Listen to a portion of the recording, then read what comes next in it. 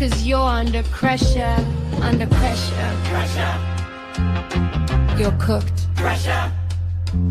Like your shitty ass book. The pressure is real. The pressure is real. The pressure is real. Pressure. You're under the pressure. Drowning in the pressure. You're now under pressure. Pressure. Pressure's got you by the tongue, and it's over now. You're under pressure. The pressure, pressure. Full force, no lecture.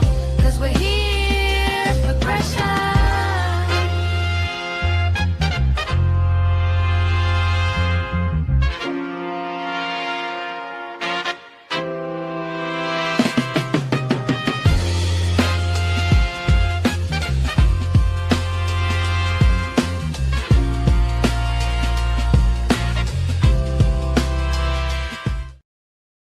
Whoop whoop. Hey y'all. Okay. Yep. So I'm the queen of problems. I was already pissed off before I even, walked to my room back here. We have had problems with our look, I'm not dry begging, just telling you about life. Okay. Just letting y'all know. But so yeah, we had air conditioner problems, and it overloads the breaker and it'll pop. And when it does, it shuts off my entire room back here. And I had to reset every fucking thing. I was like, oh my God, come on. Come on. I'm as late as it is. I don't need help. I don't need the powers that be to help. So I don't even want to, nope, not looking. Nope. And so it was really hot in here, and it's just now starting to cool off. And, anyways, so, right? Oh my God. So I even thought about changing the live and pushing this one back. And I mean, you know what? I do what I do. And so I'm just going to do whatever. It's all one and of the same. Lauren begets Trisha, and Trisha begets Lauren. And I don't ever forget. Trust me. But I am about tired of having moderators fall off one at a time. It's like, come on, guys. I don't like finding out the way I'm finding out. It's really shitty. And I just want those who, moderators who are like, what? I'm not going rogue. This is the way I'm going. I told you guys this. I always put that in there. Like this, I have to go the way.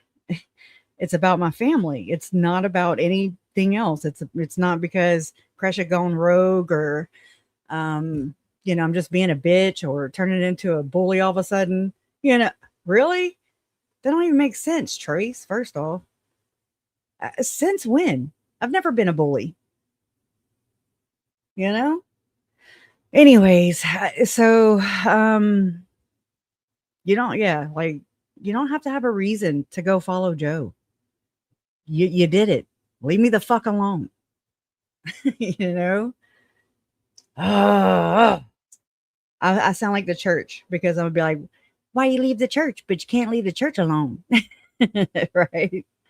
That's how the church is to the ex-Mormons. Anyways, welcome in, everybody. I'm so sorry. I told you I'm bitchy. I'm kind of in rare form right now. It's nothing that you guys did. It's nothing. I didn't ask for it, but here we are. Here we are to at least celebrate another day together. How about that? I don't know. I don't even know where to start. I do, actually. I have this amazing app that I really, really cherish. Okay. I'm like, oh my God, this is such a helpful resource for me. It doesn't have to work for everybody, but it works for me right now. Let's see. Let me get to it. Let me see which one I want to do. Okay. All right, you're going to see my little bar at the top, but, I have to update it. But I'll do this and it'll go away. But I want to play this. But it's like 42 damn minutes long. But I have to skip a couple parts because I haven't had time to go and edit it yet. So I don't know. Are y'all down? Because holy shit, talk about, I'm going to put this as the entrance video at the very top of my page on, YouTube, where it automatically plays when you click on the page. And this way it's kind of a big explainer of why we are the way we are today, with the fallout with Lauren, Trish, Megan, Joe, the whole band. Y'all are down. I mean, it's so informed. I was like, wow, I'm impressed. But like I said, I have to skip like 2 parts. Well, not really this. I just want y'all to know that Lindsay, like the resources that I fed it, some of them contained when I was working through the whole, whenever Lauren allegedly, according to a source, was trying to get an interview or an exclusive interview with Lorie, and she allegedly was putting money on her books and trying to act like a Mormon. Anyway, she is a Mormon. It's fucked up. It'll explain it, but they use Lindsay's name. Okay. But it's like half true because it's not, Lindsay didn't do it, but Lindsay got blamed for it. Do you understand? Like by Annie Elise. Anyways, or that's my impression at least. So that'll be a whole lot of bleeping out that I really won't be able to do. But there's just one. Okay. All right. Let me shut up. Okay. Y'all ready? Because it's so good. It's very explanatory. In this legal war on victims. 1, 2, 1, 2, 3, go. Imagine you Welcome are a in. forensic psychologist. Can y'all hear it? You have spent years, I mean, literally years, building this absolute empire by dissecting the minds of notorious killers. Right. You've cultivated this massive, Not you, trusting Lindsay. audience, right? No. And you do it by serving as this calm, clinical voice of reason in just a complete sea of true crime chaos. Yeah, the expert in the room. Exactly. And then one day, the documents leak. And those documents, well, they suggest that instead of just analyzing the manipulative tactics of the criminals you cover, you might actually be using their exact playbook. Wow. Yeah, against your own audience, your own employees. And this is the crazy part. The very families of the victims you claim to advocate for. It is, it's the kind of whiplash that just forces you to completely reevaluate everything you thought you knew about the media you consume, It's some bullshit. Right. We talk a lot about the psychology of the criminal, but we rarely, if ever, turn that Welcome in. magnifying glass onto the psychology of the storyteller. Exactly. And that is exactly what we are doing today. You are listening to a deep dive that is going to take us right into the center of a massive, just incredibly complex ethical storm. Yeah, A it really is a bullshit. storm. It is. Shit Because storm. on one side, we have the backdrop of one of the most horrific, widely covered tragedies in recent American history. I'm talking about the Lorie Vallow Daybell Doomsday Cult There you go. murders. Which is heavy enough on its own. Oh, totally. But then on the other side, we have the true crime You're okay with that. creators behind this massive platform called Hidden True Crime. Specifically, we're looking at Lauren and Dr. John Mathias. And, we are not just operating on rumors here. I think that's super important to Mhm. establish up front. Oh, for sure. Tell them what we're looking at. The stack of source material we are working through today is it's dense. It is highly technical. We are looking at actual legal declarations from Utah, civil stalking injunction. Real court documents. Mhm. Exactly. We are examining Real. filing records from the Copyright Claims Board, the CCB. We have leaked direct text messages involving the victims' family members. Which is wild. It is. And we also have extensive historical documentation spanning this entire case, like all the way through Lorie Vallow's 2025 Arizona trials. Right.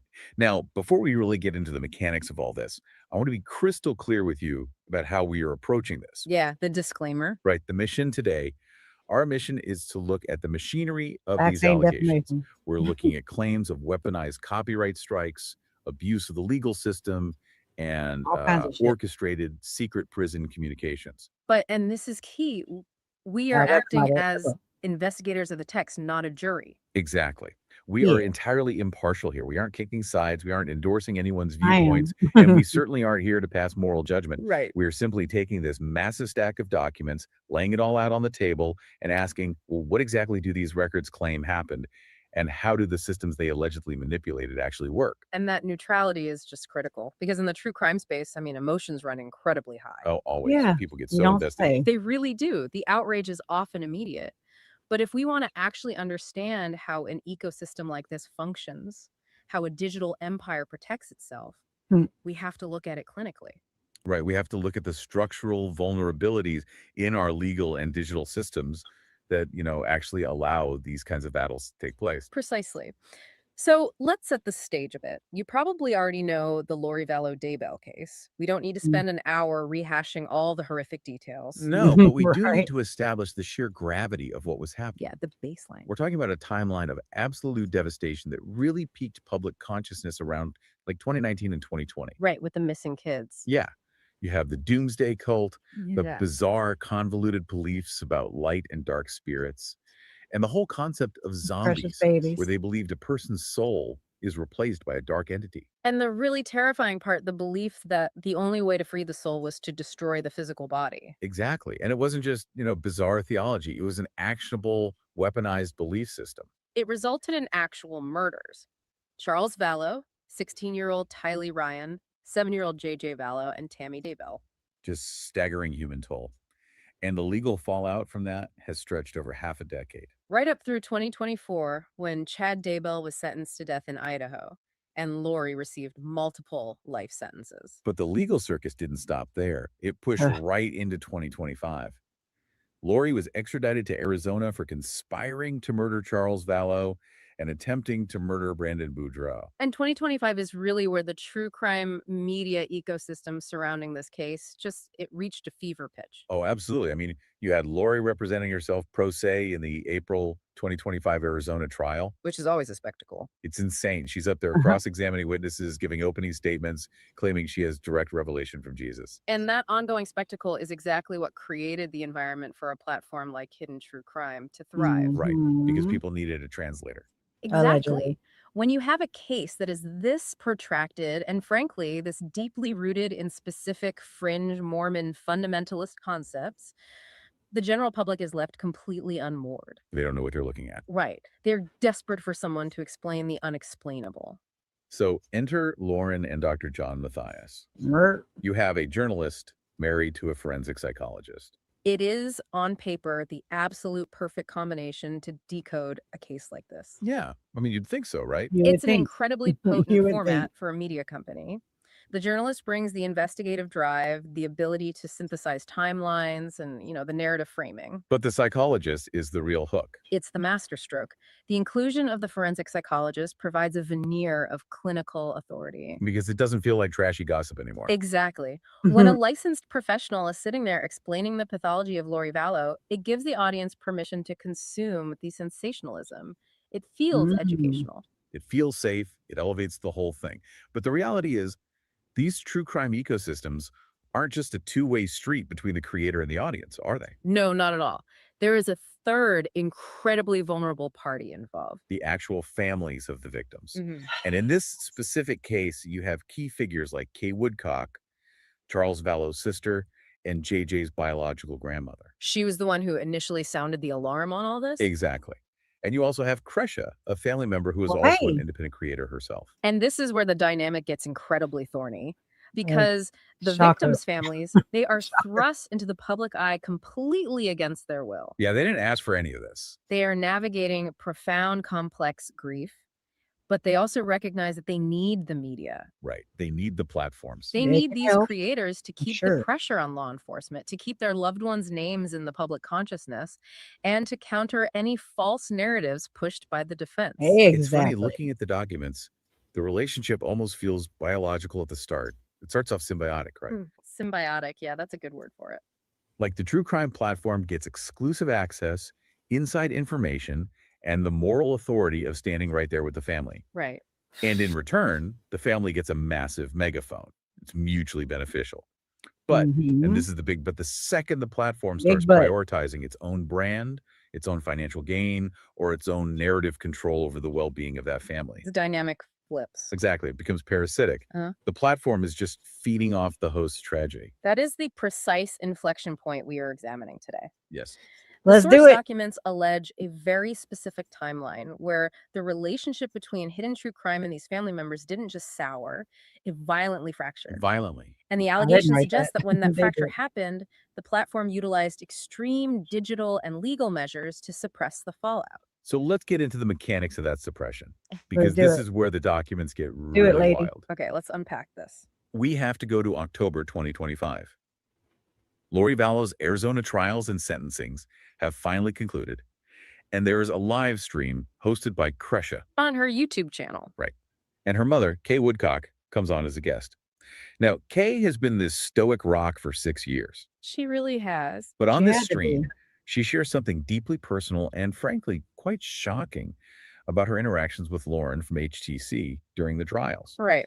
According to the text messages and the transcript of that event, Kay stated that she was profoundly triggered by Lauren's behavior during Lorie's April and July hearings. Triggered by the person advocating for her. Yes. Kay articulated that she witnessed Lauren displaying erratic, highly irrational behavior. But the crucial detail, the thing that really escalated the whole situation, was what Kay said next. Which was? Kay said that Lauren's behavior mirrored the exact same alarming pattern she had seen in Lorie Vallow right before Charles was murdered. Oh, wow. I mean, just pause on that for a second. Yeah, I know. Yeah. Put yourself in Kay's shoes. You were sitting in a courtroom. Dealing with You all were that looking shit. at the woman who murdered your grandson and your brother. Yeah. And you look over at the journalist who is supposedly championing your family. And you see the exact same psychological tells. That is an incredibly heavy observation to make. It is. And according to the text, Kay didn't just broadcast this initially. She actually went to Dr. John Matthias privately. Yes, the documents show she made a direct, desperate plea to him. She asked him to, quote, take off his husband cap and put on his psychologist cap. Wow. She was explicitly asking the forensic professional in the room to recognize the signs of a spiral and intervene to get his wife help. Wait, if I'm playing devil's advocate here, Yeah. John is in a terrible position. You're a husband first, right? Is it even ethical for a psychologist to treat or formally analyze their own spouse? From a purely clinical standpoint, absolutely not. Right. The APA ethical guidelines are very clear about dual relationships. You cannot be a therapist to your spouse or family member. Right, that makes sense. However, Kay wasn't asking him to open a formal patient file. She was appealing to his specialized training to simply recognize a crisis and facilitate outside help. Just step in. Exactly. But more importantly, from an optics and business standpoint, John is half of a brand built entirely on the premise of identifying maladaptive behavior. Yeah. For him to allegedly ignore a victim's family member pointing out that very behavior in his own co-host, I mean, it creates a massive conflict of interest. And according to the text, All right. Do. the video's gone. The analytics, the engagement completely Oh. wiped. God dang. And stay private. It went digital. Right. The very next morning, October 27, 2025, All right, we Kresha skipped. wakes up to find that her YouTube video, the entire live stream where Kay made these comments, had been hit with a copyright strike by Lauren Matthias. Completely taken down. The video's gone. The analytics, the engagement completely wiped. We really need to break down the mechanics of a YouTube copyright strike here, because it is not just a polite request to remove content. No, it is a big deal. How does it work? So the Digital Millennium Copyright Act, or DMCA, Listen up, Megan. it requires platforms like YouTube to act swiftly when a copyright holder claims infringement. Okay. If someone issues a manual strike, YouTube basically operates on a guilty until proven innocent model. I think so. Yes. They pull It the is. video down immediately to protect themselves from liability. Right, because if YouTube leaves it up, they can be sued. Yeah. So they just automate the takedown. Exactly. And the chilling effect on the creator is immense. A strike doesn't just remove that one video, it Yes. penalizes the entire channel. Right. It can restrict live streaming capabilities, it hurts their standing in the algorithm. Never got it And back. under YouTube's rules, if you get 3 strikes within a 90-day period, You're done. your entire channel, your business, your archive, Hey. your livelihood is permanently terminated. Yeah, for everybody coming in, this is a audio overview of everything that I've put into this folder. Like these, I have folders, okay? Or not folders, I have notebooks. I've moved up to notebooks, y'all. So you create these notebooks And like I've stacked, let's see how many, where to go? 266 sources. It only goes up to 300 sources. And it allows you to, I'll show you. It allows you to create like audio overviews, slide decks, video overviews, which I've shared, some just like this before. A mind map, reports, flashcards, quiz, infographic, data table, or data reports or something. Yeah. Okay. Sorry, it's kind of small. There we go. And so you can generate things and you put your sources in here, from YouTube videos to websites. You can search things, drive, copy text, upload files, things like that. So it's pretty cool. I'm a fan.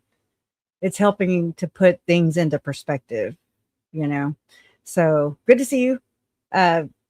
This is Normal Idaho Mom. Good to see you. Good to see everybody coming in. But it's 42 minutes long, so I need to be quiet. So when you look at how this mechanism functions, was this actually about intellectual property? I mean, what was the copyright claim even based on in Kresh's case? Well, according to the context provided in the sources, the strike appeared to be retaliatory. Yeah. It is a known tactic in the digital creator space to weaponize the DMCA process. If you're a bitch. When a creator's brand relies heavily on being the calm, authoritative voice, the expert, a victim's family member, publicly pointing out that the mask is slipping is an existential threat to that brand. Right. You can't control what I Kay see. says in real life. No, but you can use an No, automated legal you can't. mechanism to nuke the video from the internet before the algorithm pushes it to a wider audience. It's a digital gag order. Effectively. Yes. But Kresha didn't back down. The documents show she appealed the strike with YouTube. She fought back. Yeah, she basically submitted a counter notification saying, hey, this is fair use or this isn't your footage. And that is when Lauren escalated it from a YouTube dispute to a literal federal legal body. The CCB. Yes. She filed a lawsuit against Kresha with the Copyright Claims Board. And the CCB is a fascinating and highly controversial institution. We really have to understand why it exists to understand how it was allegedly manipulated here. So what is it? The CCB was created under the CASE Act back in 2020, and the original intent was actually quite noble. It was designed to be a sort of small claims court for But she copyright weaponized. disputes. Allegedly Because before the weaponized. CCD, if someone stole your photo or your video, your only option was to go to federal court, right? Exactly. Which cost tens of thousands of dollars in lawyer fees. Yeah. So independent artists were just getting robbed blind with no recourse. Precisely. Federal litigation is prohibitively expensive. So the CCB was set up within the U.S. Copyright Office to allow creators to handle disputes online. Right. Oh, online. Yes. Without Or they needing a would- lawyer for a relatively small filing fee and with damages capped at $30,000, it was supposed to level the playing field. But based on these documents, it looks like it did the exact opposite. How did Lauren use this system against Kresha? Well, because the barrier to entry is so low, you literally just fill out an online form and pay a small fee. 40 It bucks. can easily be co-opted by larger, wealthier creators to intimidate smaller ones. Right.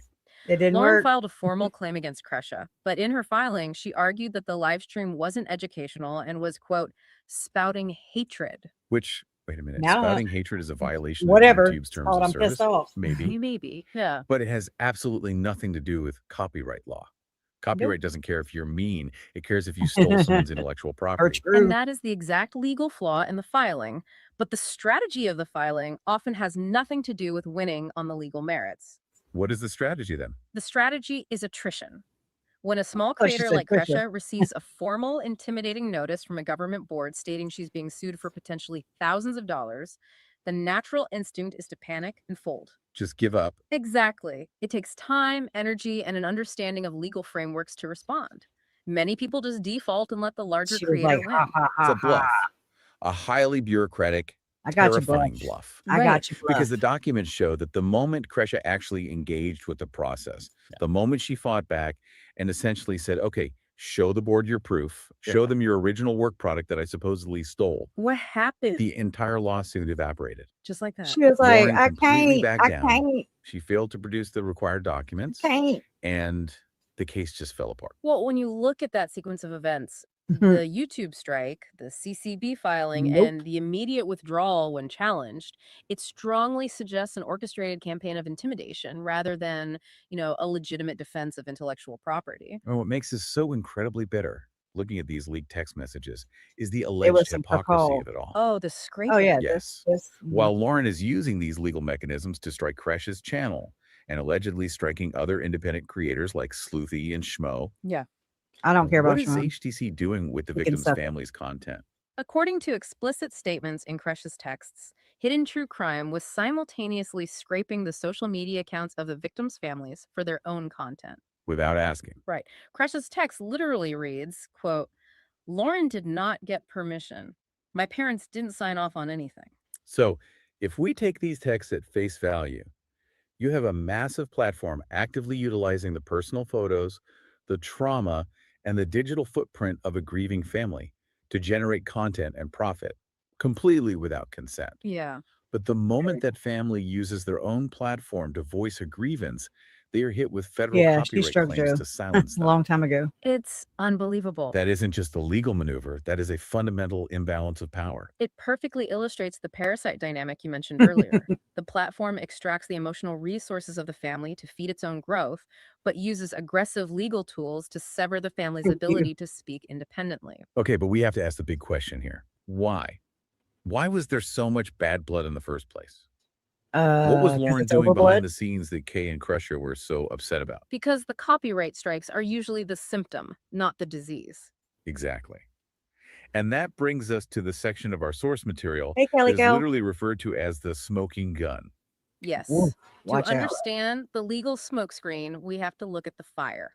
And the fire, according to these documents and a source referred to as the source, was a highly clandestine operation known as the Right to Lorie campaign.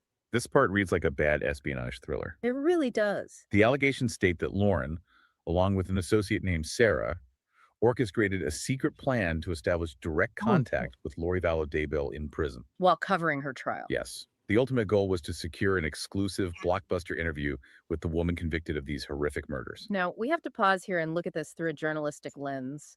Journalists reach out to convicted killers all the time. It is a standard practice to seek interviews with high-profile inmates to try and gain insight or a confession. Inherently, the desire for the interview is not the ethical breach. Right, it's their job. The breach lies entirely in the methodology and the extreme deception allegedly employed to get it. Because they didn't just send an email saying, "Hi, I'm Lauren from Hidden True Crime. I'd like to interview you." No. The documents outline a convoluted plot involving Now a it's, vessel. whoa. Let's break down the mechanics of this because the Shit. religious Okay, this is the part about Lindsay, how it took from what I've tried to work, as a theory or whatever, by deducing everything, trying to figure out who the person was going between and, the third party, I guess, like just me said earlier. And so I thought it was Lindsay, but Lindsay corrected me and she said that it was not her. She did not do it. But she got blamed for it. So they're going to say Lindsay, but it's not Lindsay, but she did get blamed for it. context think, here is absolutely Because by deducing, I got to Lindsay. You see what I'm saying? So vital.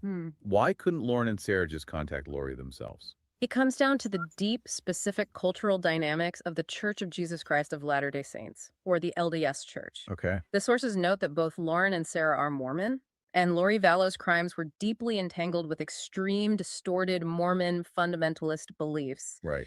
In that community, proximity to someone like Lorie carries an immense social and professional stigma. This is radioactive. Exactly. They allegedly feared two things. First, they feared that Lorie, who was highly paranoid and obsessed with religious purity, would be immediately suspicious of them if she knew their backgrounds. That makes sense. Second, and perhaps more importantly, they feared the massive professional blowback if their audience and the victims' families found out that the hosts who built their platform advocating for JJ and Tylee were secretly trying to cozy up to their killer. So they needed a proxy, a buffer. Yes. And the documents allege they used a former employee named Lindsay. Lindsay is non-Mormon. no. She became the designated vessel. The face of the operation. She was Somebody allegedly the one instructed to send the emails to the prison. But it goes so much further than just sending letters. Yeah. What were they actually doing to grease the wheels? This is where the ethical lines are not just blurred, they are completely obliterated. Fucking gross. The sources allege that as part of this operation, they were putting money directly onto Lorie Vallow's prison commissary books. You've got to be kidding me. That is the claim. And the psychological dissonance there is profound. You have a platform co-hosted by a licensed clinical psychologist, a platform that literally sells merchandise and builds its brand on the tragic memory of these murdered children. And privately, behind the scenes, that same organization is allegedly funding the daily prison comforts of the woman convicted of slaughtering them, all in the pursuit of a media scoop. Think about It's it. sickening when you lay it out like that. It really is. It's a lot. But the manipulation didn't even stop there. How did they plan to actually lure Lorie into agreeing to the interview? Because Lorie isn't going to just talk for free. No, she's not. They allegedly constructed a highly manipulative ruse. The plan was to promise Lorie that any financial proceeds generated from this exclusive interview would be given directly to her surviving son, Colby Ryan. And Colby knew about this. According to the documents, absolutely not. Oh, wow. The promise was made completely without Colby Ryan's knowledge or consent. Correct. They were allegedly using the name of a surviving victim, a man whose entire family was decimated by this woman, as unauthorized bait to secure a business asset for their true crime platform. That is, wow. I mean, you look at the true crime community, and there's always this debate about ethical consumption. Always. But using a victim's surviving son as a bargaining chip without his permission, that crosses from distasteful into something deeply predatory. It really does. But the secret didn't hold. Hey. Another creator, Annie Elise, caught wind of these prison letters and exposed the operation. The leak. Yeah. The SWAT light suddenly swings onto this. Girl, don't go die in your bed, okay? We will check on you. Don't you don't doubt us, because we will go do a house check. Not a SWAT check, but we will go check on you. Bring you some soup. All right. Secret pipeline. Be good. And how does HTC handle the exposure? Do they own it? Do they say, yes, we are journalists trying to get a scoop? No, not at all. According to the allegations, the moment the public became aware of the letters, Lauren executed a textbook corporate scapegoating maneuver. What did she do? She instantly pinned the entire operation on Lindsay, the subordinate employee who had acted as the vessel. She threw her under the bus. She didn't just throw her under the bus. She allegedly backed it up over her. Man. Lauren publicly framed Lindsay as a sick fangirl, an obsessed rogue actor who was doing this all on her own. She used the immense weight of the HTC platform to completely destroy the reputation of the woman who was allegedly just following her direct orders. Just to save the brand. Exactly. It was a massive containment strategy to insulate the brand from the fallouts. This brings me right back to Dr. John Mathias, because you listen to him on their show, and he is eloquently breaking down the psychology of narcissism, of projection, of how abusers isolate their victims and manipulate the narrative. Right. And yet, if we take these documents at face value, that exact psychological playbook is being executed right in his own operation. Well, the clinical concept you're looking for here is projection, combined with an extreme lack of organizational boundaries. Tell me more about that. When a forensic psychologist builds a public persona centered on identifying toxic dynamics, but completely fails to intervene when those dynamics are allegedly utilized by his own business partner to destroy an employee. It's a huge problem. It shatters the core credibility of the platform. It suggests that the clinical analysis is purely performative, a product to be sold, rather than a genuine ethical framework. But throwing Lindsay under the bus created a massive new problem. Yeah. Because when you run a highly coordinated multi-person digital operation, you leave a trail. Receipts? You leave digital receipts. And Lauren allegedly knew that these former associates, Lindsay and another woman named Christina, had possession of text messages that could prove the entire prison pipeline plot was directed from the top. And it wasn't just the prison plot. It else was there. The sources allege these text messages also contain extensive evidence of Lauren speaking incredibly poorly, essentially trash-talking the victims' families behind their backs. Oh, no. We are talking about Kay, Larry, Kafre, the very people HTC was publicly claiming to support. Okay, if those texts leak, the entire empire burns down. You cannot survive as a victim advocacy true crime channel they do. if there are screenshots of you mocking the victims' families and funding the killer. It's game over. So how do you stop a digital leak? You can't just send a YouTube copyright strike to someone's iPhone. You need a bigger weapon. You need a legal smokescreen that fundamentally discredits the source of the leak before the leak even happens. Right.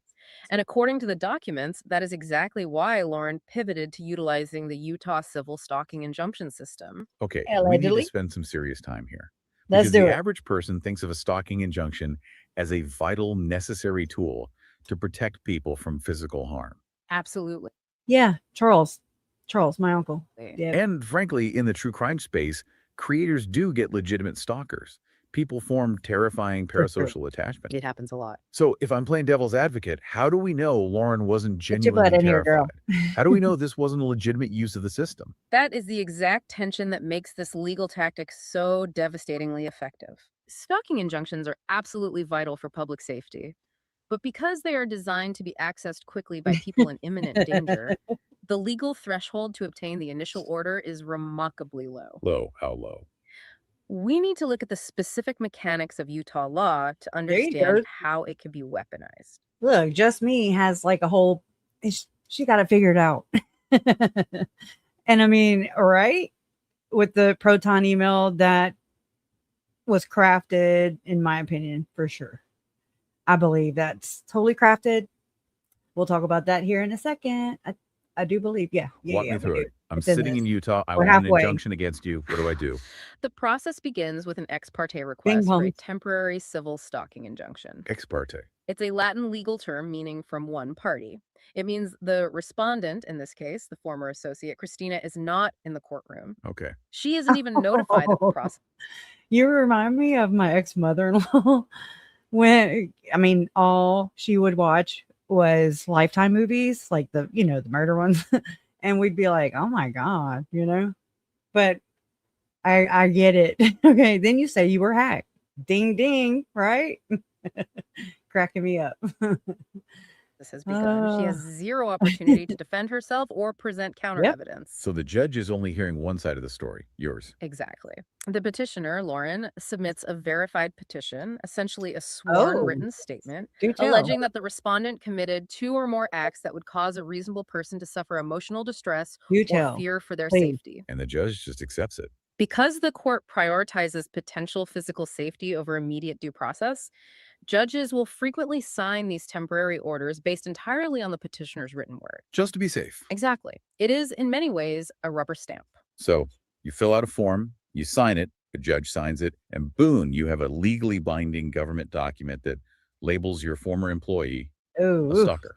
And the strategic value of that piece of paper got those is stories. immense. It is character assassination via the judiciary. Oh, I see where this is going. If Christina were to release those damaging text messages to the public, Lauren could simply waive this court document and say, look, I have a judge's order against this woman. Wow. Right. Effective. She is a diagnosed, obsessed stalker. These texts are the fabricated ramblings of a mentally ill person who is harassing me. The injunction acts as a preemptive shield, completely neutralizing the credibility of the whistleblower. Exactly. It's a brilliant, terrifying strategy. But Brilliant, terrifying strategy. But what I wanted to say right there is I don't believe it's Christina that has these text messages. I believe that Lauren allegedly is impulsive and knee-jerk reaction to everything that was coming down on her head at that very time. Okay. And so she just jumped to conclusions, in my opinion. And I mean, Christina may have had some. I don't know this, but I'm just speculating. And, I think it goes back to contractor, the OGs, but I don't know that. So we've seen text messages come out, and I'm going to show y'all something here and just when this is over of who is stalking who, really. So we are going to talk about the Web of Spook too. Oh, Karen, true crime Karen. a temporary injunction is just that, temporary. Eventually, you have to prove it in an evidentiary hearing, right? Where the other person actually gets to show up. Yes, and that is where the rubber meets the road. And where the sources indicate this specific legal strategy began to spectacularly unravel. Okay, let's get into that. The evidentiary hearing is I the think filter. so too, Atlanta. In this hearing, the burden of proof shifts. The petitioner must prove their claims by a preponderance of the evidence. Right. And crucially, the respondent, Christina, gets to cross-examine witnesses and present her own truth evidence. And according to the filings, Lauren was building her case for this evidentiary hearing around a highly Yeah, specific, gathering it. very dramatic incident that allegedly occurred at CrimeCon in Aurora, Colorado in September 2025. Yes, CrimeCon is a massive true crime convention. Lots of people, lots of creators. Right. Lauren submitted a second declaration to the court, signed under penalty of perjury. In it, she made very specific allegations regarding proximity violations. Proximity violations. She claimed that Christina intentionally violated the temporary injunction by coming within 500 feet of her at the CrimeCon Expo Hall, and specifically at a hotel bar. She also claims Christina wasn't even supposed to be there, that she was sneaking around. And she cited police involvement, mentioning body cam footage and Bullshit. photographs to back up her Bullshit. claims. Right. It sounds Mhm. ironclad on paper. On paper, yes. But the leaked documents and texts paint a very different picture of There what you go. happened in This Aurora. is horseshit. What actually happened? The sources refer to a worker bee email. Oh, It yeah. alleges that the entire hotel bar Worker bees. encounter was a highly orchestrated setup. A setup. Yes. Lauren had allegedly formed a personal connection with a homicide detective from the Aurora Police Department, someone she met covering another high-profile case. Wait. So she's using a homicide detective from a murder case she covered to act as her personal security detail at a convention. That is what the documents allege. She used that connection to request beefed-up police presence, essentially setting the stage to manufacture a confrontation that she could then use in court to solidify her stalking claims.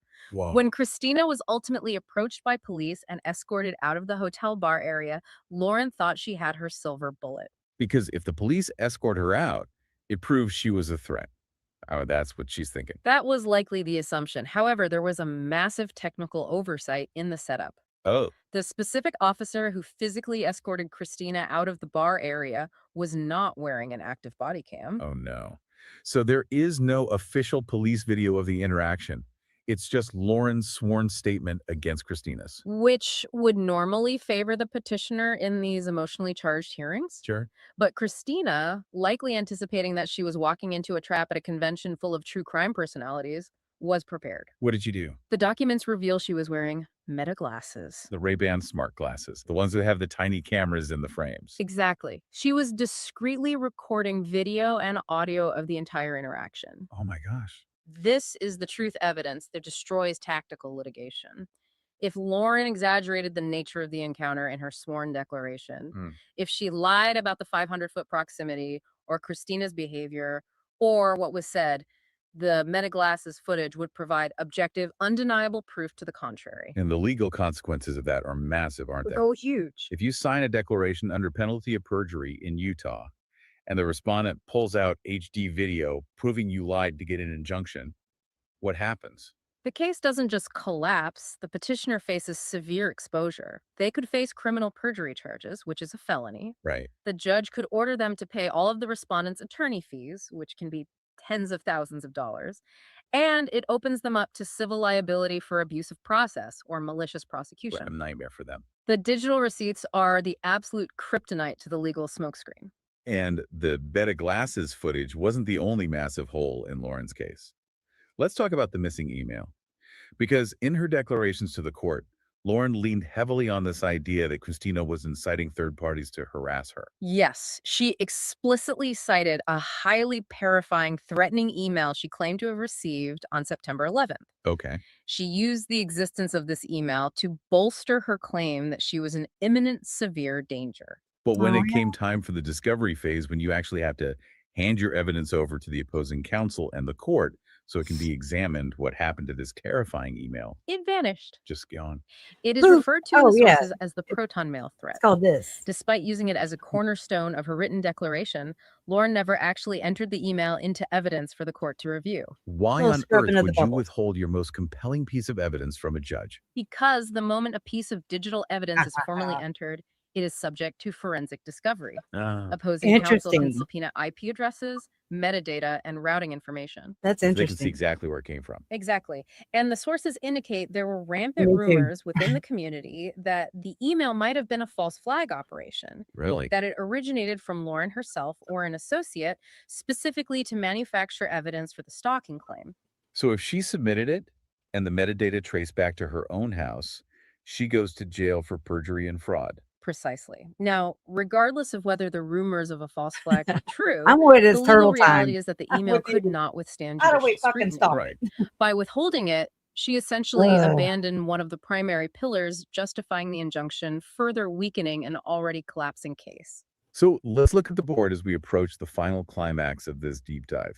Oh, We are climax. heading into late September. Lauren has submitted her second declaration. She's doubled down. Right. She is pushing incredibly hard for the evidentiary hearing, which is scheduled for September 22. According to the filings, she is aggressively requesting no continuances. This is a classic pressure tactic. She wanted to rush the hearing. The goal of Mhm. tactical litigation is to bleed the opponent dry. Just exhaust them. Right. By pushing for a rapid hearing, she was likely hoping that Christina would fold under the immense financial and psychological strain of having to mount a rapid legal defense before all the truth evidence could be properly processed and admitted. She thought she had her trapped, but then, right before the hearing is supposed to kick off, the entire dynamic shifts. What happened? Sunlight happened. The Law and Crime Network, a major Law and national Crime. media outlet, got wind of the case and filed a formal request with the court for media access to the September 22 hearing. Boom. The game fundamentally changes. Entirely. This was no longer a quiet local dispute in a Utah courtroom where a well-funded creator could quietly steamroll an independent associate. Oh. When a network like Law and Crime sets up cameras, the hearing becomes a national spectacle. And more importantly, if the hearing proceeds with cameras rolling, what happens to Christina's evidence? It all becomes public record. The Meta Glasses footage proving the CrimeCon setup becomes public. But infinitely more damaging, the text messages. Oh, the text. The text proving the secret prison pipeline to Lorie Vallow. The text proving Ruh-roh. Come on. Don't you stop now. Okay, I was making sure I wasn't on mute. A temporary injunction is just that All right. temporary. Freak me out. Eventually, you have to prove it in an evidentiary hearing, right? Where the other person actually gets to show up. Yes, and that is where the rubber meets the road. And where the sources indicate this specific legal strategy began to spectacularly unravel. Okay, let's get into that. The evidentiary hearing is the filter. In this hearing, the burden of proof shifts. The petitioner must prove their claims by a preponderance of the evidence. Right. And crucially, the respondent, Christina, gets to cross-examine witnesses and present her own truth evidence. And according to the filings, Lauren was building her case for this evidentiary hearing around a highly specific, very dramatic incident that allegedly occurred at CrimeCon in Aurora, Colorado in September 2025. Yes, CrimeCon is a massive true crime convention. Lots of people, lots of creators. Right. Really gross. Lauren So submitted a second declaration to the court, signed under penalty of perjury. In it, she made very specific allegations regarding proximity violations. Proximity violations. She claimed that Christina intentionally violated the temporary injunction by coming within 500 feet of her at the CrimeCon Expo Hall, and specifically at a hotel bar. She Gross. also claims Christina wasn't even supposed to be there, that she was sneaking around. And she cited police involvement, mentioning body cam footage and photographs to back up her claims. Thank Right. God she had. It sounds ironclad on paper. On paper, yes. But Oof. the leaked documents and texts paint a very different picture of what happened in Aurora. What actually happened? The sources refer to a worker bee email. It alleges that the entire hotel bar encounter was a highly orchestrated setup. A setup. Yes. Mhm. Lauren had allegedly formed a personal She didn't set connection up. with a homicide detective from the Aurora Police Department, someone she met covering another high-profile case. Wait. That's So normal. she's using a homicide detective from a murder case she covered to act as her personal security detail at Yeah, a parrot. convention. That is what the documents allege. She used that connection to request beefed-up police presence, essentially setting the stage to manufacture a confrontation that she could then use in court to solidify her stalking claims.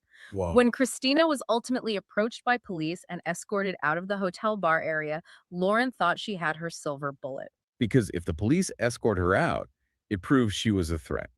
Oh, that's what she's thinking. Mhm. That was likely the assumption. However, there was a massive technical oversight in the setup. Oh. The specific officer who physically escorted Christina out of the bar area was not wearing an active body cam. Oh, no.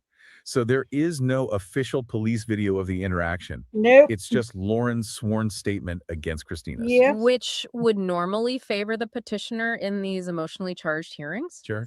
But Christina, likely anticipating that she was walking into a trap at a convention full of true crime personalities, was prepared. What did Ain't you do? stupid. The She's documents smart. reveal she was Very wearing smart. meta glasses. The Ray-Ban smart glasses, the ones that have the tiny cameras in the frames. Exactly. She was discreetly recording video and audio of the entire interaction. Oh my gosh. This is the truth evidence that destroys tactical litigation.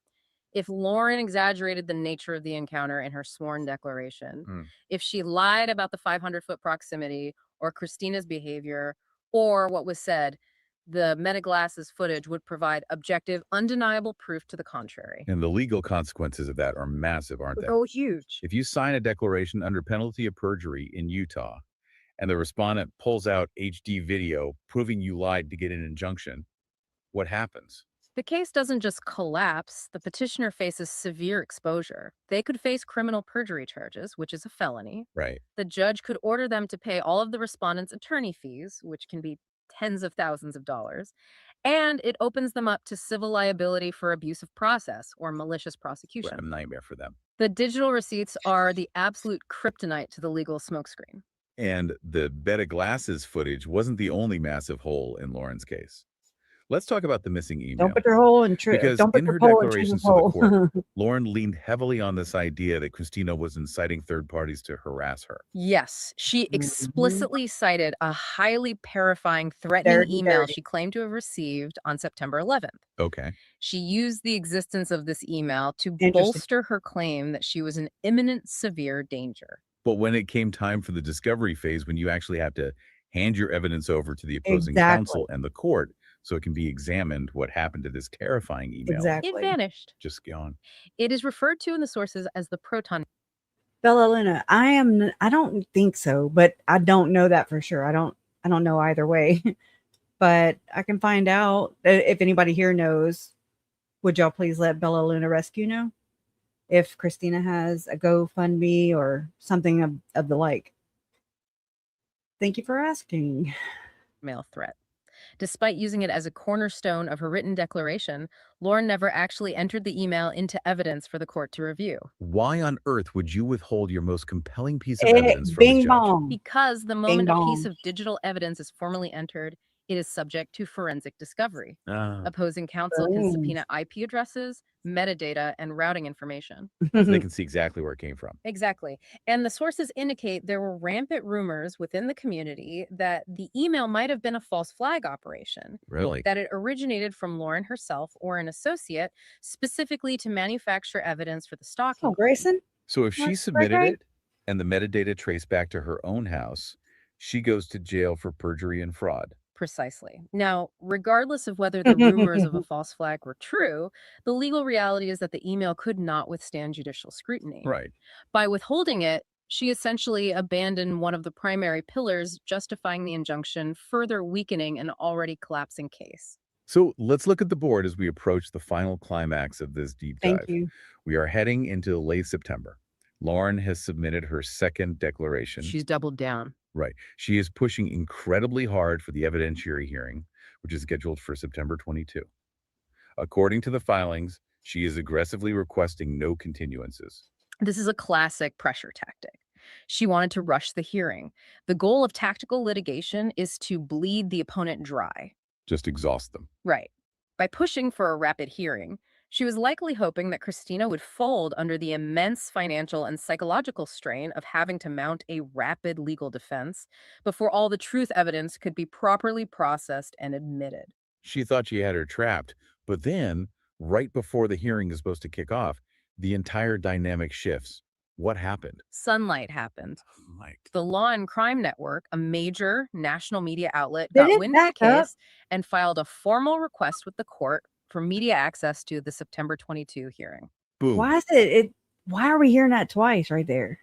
That's weird. I don't know what happened. That is weird stuff.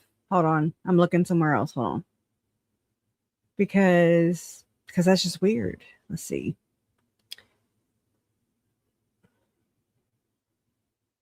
Hold on, I gotta let it play. Hold on. I'm doing it over here to see if it's kind of the same thing. Oh, I see. By spending 9 hours cementing her status as the ultimate. Did we talk about that part? About the 9-hour live? Oh my God. Back up. Now, one thing I'll bitch about in this app, this LM, not to do with Lauren Matthias, but it's called Google LM, I think. It doesn't have like good download options for a phone. You know, like if I'm using it for my phone and I just want to download the video, I got to go through all kinds of hoops. That's why I haven't uploaded. Judges will frequently sign these temporary orders based entirely on the petition. We heard this part? Just to be safe. Exactly. It is in many ways a rubber stamp. So you fill out a we heard form, the rubber you stamp. sign it, the judge signs it, and boom, you have a boom shakalaka. Let me go here. His behavior, or what was said, the metaglasses footage would provide objective. The lies and the psychological manipulations of criminals. Yeah. And yet, the moment their own backs are against the wall, they I don't remember ability this to one. regulate emotions and a terrifying willingness to destroy anyone who Let me threatens know. their control. And the most jarring part of this entire saga, the thing I simply cannot get over, is that there was a licensed professional in the room the entire time, Dr. John Matthias. That is the crux of the ethical failure here. A forensic psychologist I is don't know. uniquely trained to identify these exact maladaptive patterns. Right. They spend years studying boundaries, ethical obligations, and the mechanics of narrative manipulation. The fact that the professional in the room allegedly did nothing to stop the spiraling behavior, and in fact allowed his platform to actively benefit from the resulting drama and victimization narrative, represents a staggering collapse of professional ethics. It's the ultimate irony, isn't it? You have true crime creators who dedicate their entire life. My PayPal is normal, from what I can tell. Just trying to answer Bella Luna. So I don't know. And their wealth to exposing the cover-ups, the lies, and the psychological manipulations of criminals. I think so too. And yet, the moment their own backs are against the wall, they allegedly execute a highly sophisticated, multi-platform legal and digital cover-up of their own bad behavior. Did they play They this? use the master's tools to build a different kind of house. It highlights a massive, glaring vulnerability in the current media landscape. In the independent true crime space, journalistic and psychological ethics are almost entirely self-policed. There's no HR department. Exactly. There is no oversight board looking at YouTube true crime channels. There's no editorial standard to intervene when a creator crosses the line from advocacy into outright No, I'm sorry. It just didn't sound familiar to me at all. I'm so sorry. Because I'm like, why is it repeating? Especially right here at the end. That was kind of weird how it repeated something earlier. But I might have been tripping because I've already listened to it before I came on. Just saying. But I am going to publish it once I edit that part out, you know, the just about 15 seconds. It's something that my mom didn't want me to share. And so it included it and I didn't know. So anyways, I'm going to snip it out and then I'll upload it. And like I said, I'm going to put it onto I guess you call it a landing page, you know, right here. Well, allegedly. Usually when you go to someone's page, or mine for sure, it'll have, I guess, an introduction video or something, you know, I guess to give a flavor. I don't know. And it's usually right here. I don't know where the hell it went, but I want to put this one there because just to kind of have an explainer. Maybe it is recapping. You're so smart. I'm a dumb hillbilly, according to Lauren. Pretty much. Allegedly. God damn it. Okay. All right. So that was, I mean, to me, it was just like, oh, they put it into a conversational format, you know, where it's easy to follow. Now, it didn't show it from Christina's side, but, you know, you can spin it that way or, you know, get it to go that way. There's this one too. I love these things, y'all. Wait, this one. Yeah. Right. You were drowning in a kind of grief that, so, imagine for a second watching your family just be systematically murdered. Yeah, an absolutely unimaginable I level of wouldn't want to trauma. watch. Right. You were drowning in a kind of grief that, I mean, most people cannot even begin to comprehend. And then the very people who step in front of the The cameras, ones promising to advocate for you. exactly, promising Yeah. to guide the public through your tragedy, Love you well, they too. turn around and use copyright law to digitally silence your voice. It is so incredibly I'm dark. It sorry. is. I'm Today we're laughing. looking at what happens when Look, okay, I have to make it a confession, Paula. And I mean, I've heard this before, so I can't even sit here and act like I claim, like I thought it up. But I mean, he does look like Gypsy Rose's mom. And I mean, that's not trying to, that's a insult to her, but I'm just saying, he really does to me. And especially with the way the lip licking. I mean, oh my God. Anyways, that's me being petty. true crime experts Tom allegedly Petty. become, the architects of their own dark narrative. And it really forces a reckoning with this entire genre, right? Ah, The digital advocacy space. because we expect a clear line there. We do, yeah. Between the victims experiencing the trauma and the observers who are just analyzing it. Right. But when creators cross that line, When they start using the victims as just like mere props to build a brand, those ethical boundaries don't just blur, they completely disintegrate. yeah, they But really do. So I want to why welcome you to the deep dive. Our mission today is to just pull apart this deeply unsettling intersection of true crime media and real world consequences. And we're specifically looking at the conduct of digital creators Lauren and John Mathias. Right, from the platform Hidden True Crime. And we are doing this by examining a massive Oh shit. Look, I like to push buttons. Okay, well, why would how do you interact with it? That's kind of weird, huh? I don't like it. Let me go back there. Okay, sorry. Game by on. examining a massive stack of source material. A really dense stack. Yeah, I mean, we've got investigative summaries, actual text message receipts, legal filings from a Utah civil stalking injunction, and of course, the Bet. underlying historical record of the Lorie Vallow and Chad Daybell murders. Which is I love crucial y'all. context. I mean, I do. you really cannot understand the severity of these allegations without understanding the magnitude of the tragedy they built their platform on. Exactly. Let's set that backdrop. I know if you follow true crime, you probably already know the horrifying contours of the Vallow Daybell case. Right. It was everywhere. It was. So we don't need to Yes, rehash please. the entire timeline Please. of the doomsday cult or, the bizarre zombie beliefs. Or the tragic murders of Charles Vallow. I'm sorry. That was a bad spot to pause. But if we just read the comments of Gateshead Angel, whose mom has a friend in the same line of work that did some digging and can only find that he's self-published, allegedly, and could find nothing. So that could be why no board complaints. But he is licensed because allegedly innocent has told us that. Other people have gone and, checked and everything. And I mean, I don't know. I don't think he'll tell us. Definitely, I don't think that he would tell us. You're 9 minutes behind. Okay. Let me back this up just a hair. Oh, the birds are chirping. Okay.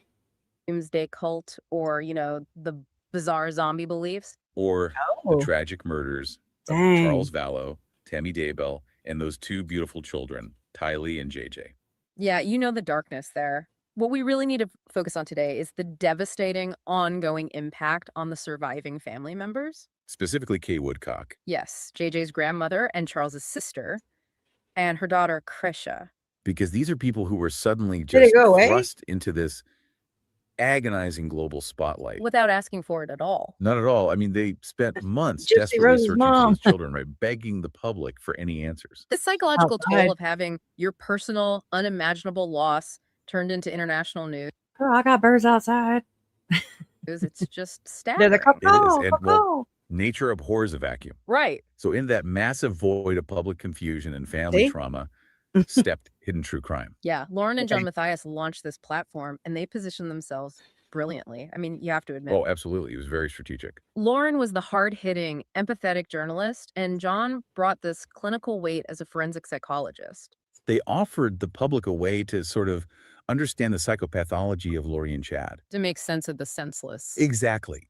They branded themselves the ultimate victim advocates, basically holding the audience's hand through the absolute worst of human behavior. And we have to look at the psychological mechanism that makes a channel like that so successful. You're talking about parasocial trust? Yes, exactly.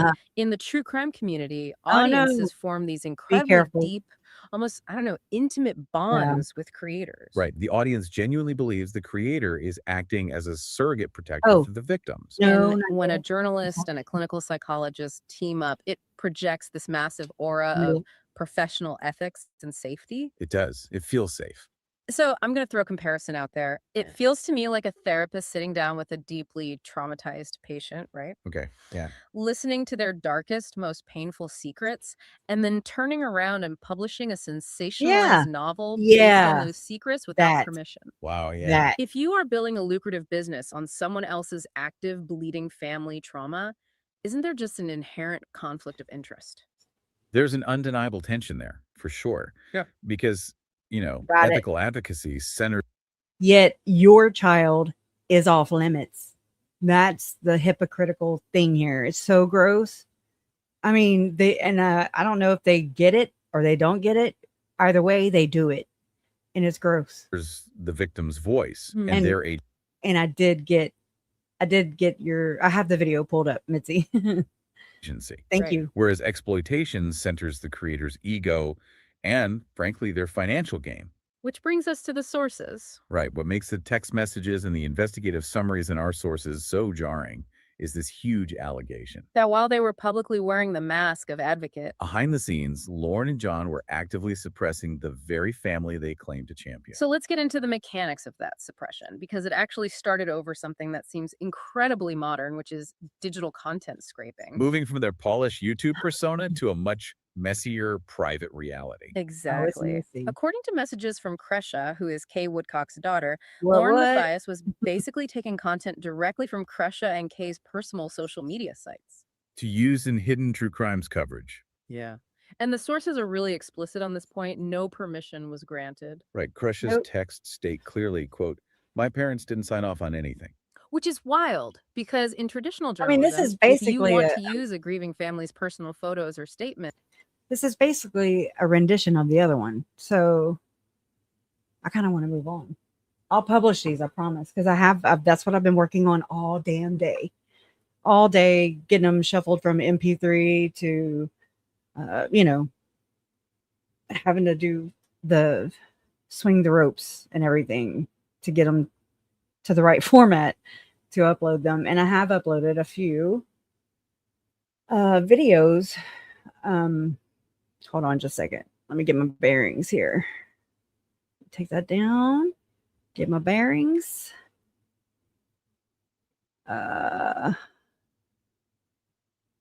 Okay. I don't know what that is. So I'm going to go to...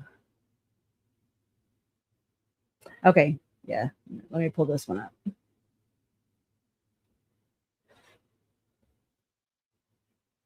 Let me see. It hasn't gotten the right sometimes, because I uploaded this while we were live. Okay, so it's the picture on it isn't that great, and I realized that before, that it takes a little time for it to kind of even out. But let me try something different.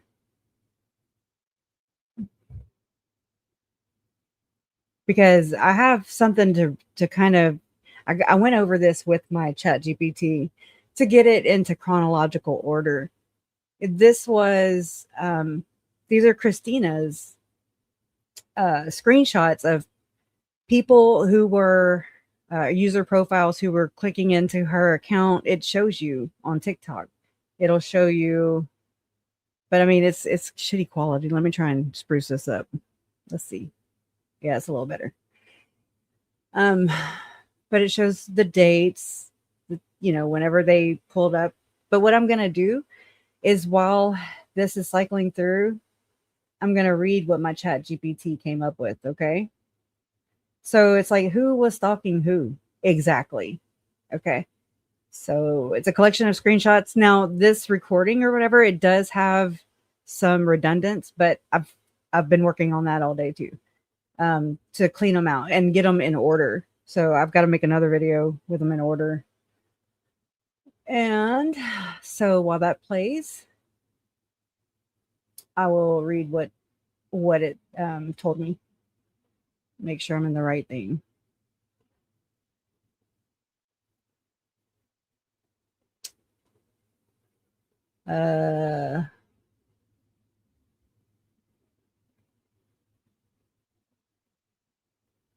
Hold on. I'm trying to get to the right spot. Oh, okay. I see what I did.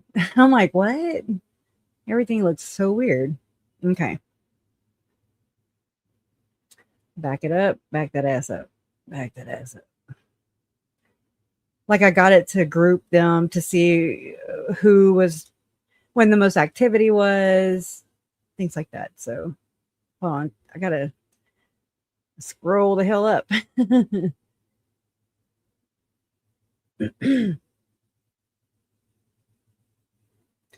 Okay. All right. That's me asking it how. Okay.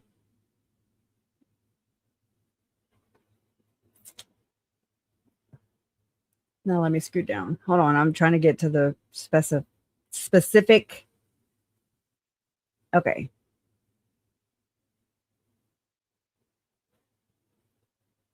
All right. Pictures, pictures, pictures, pictures, pictures, pictures.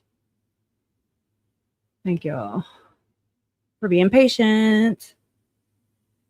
I have the best community ever. Y'all are so understanding, and I appreciate that.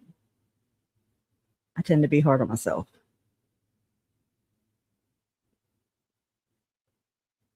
Okay, back up.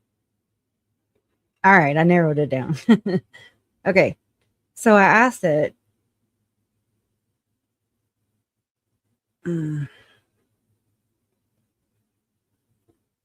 Hold on, I got there and then I messed myself up. Okay.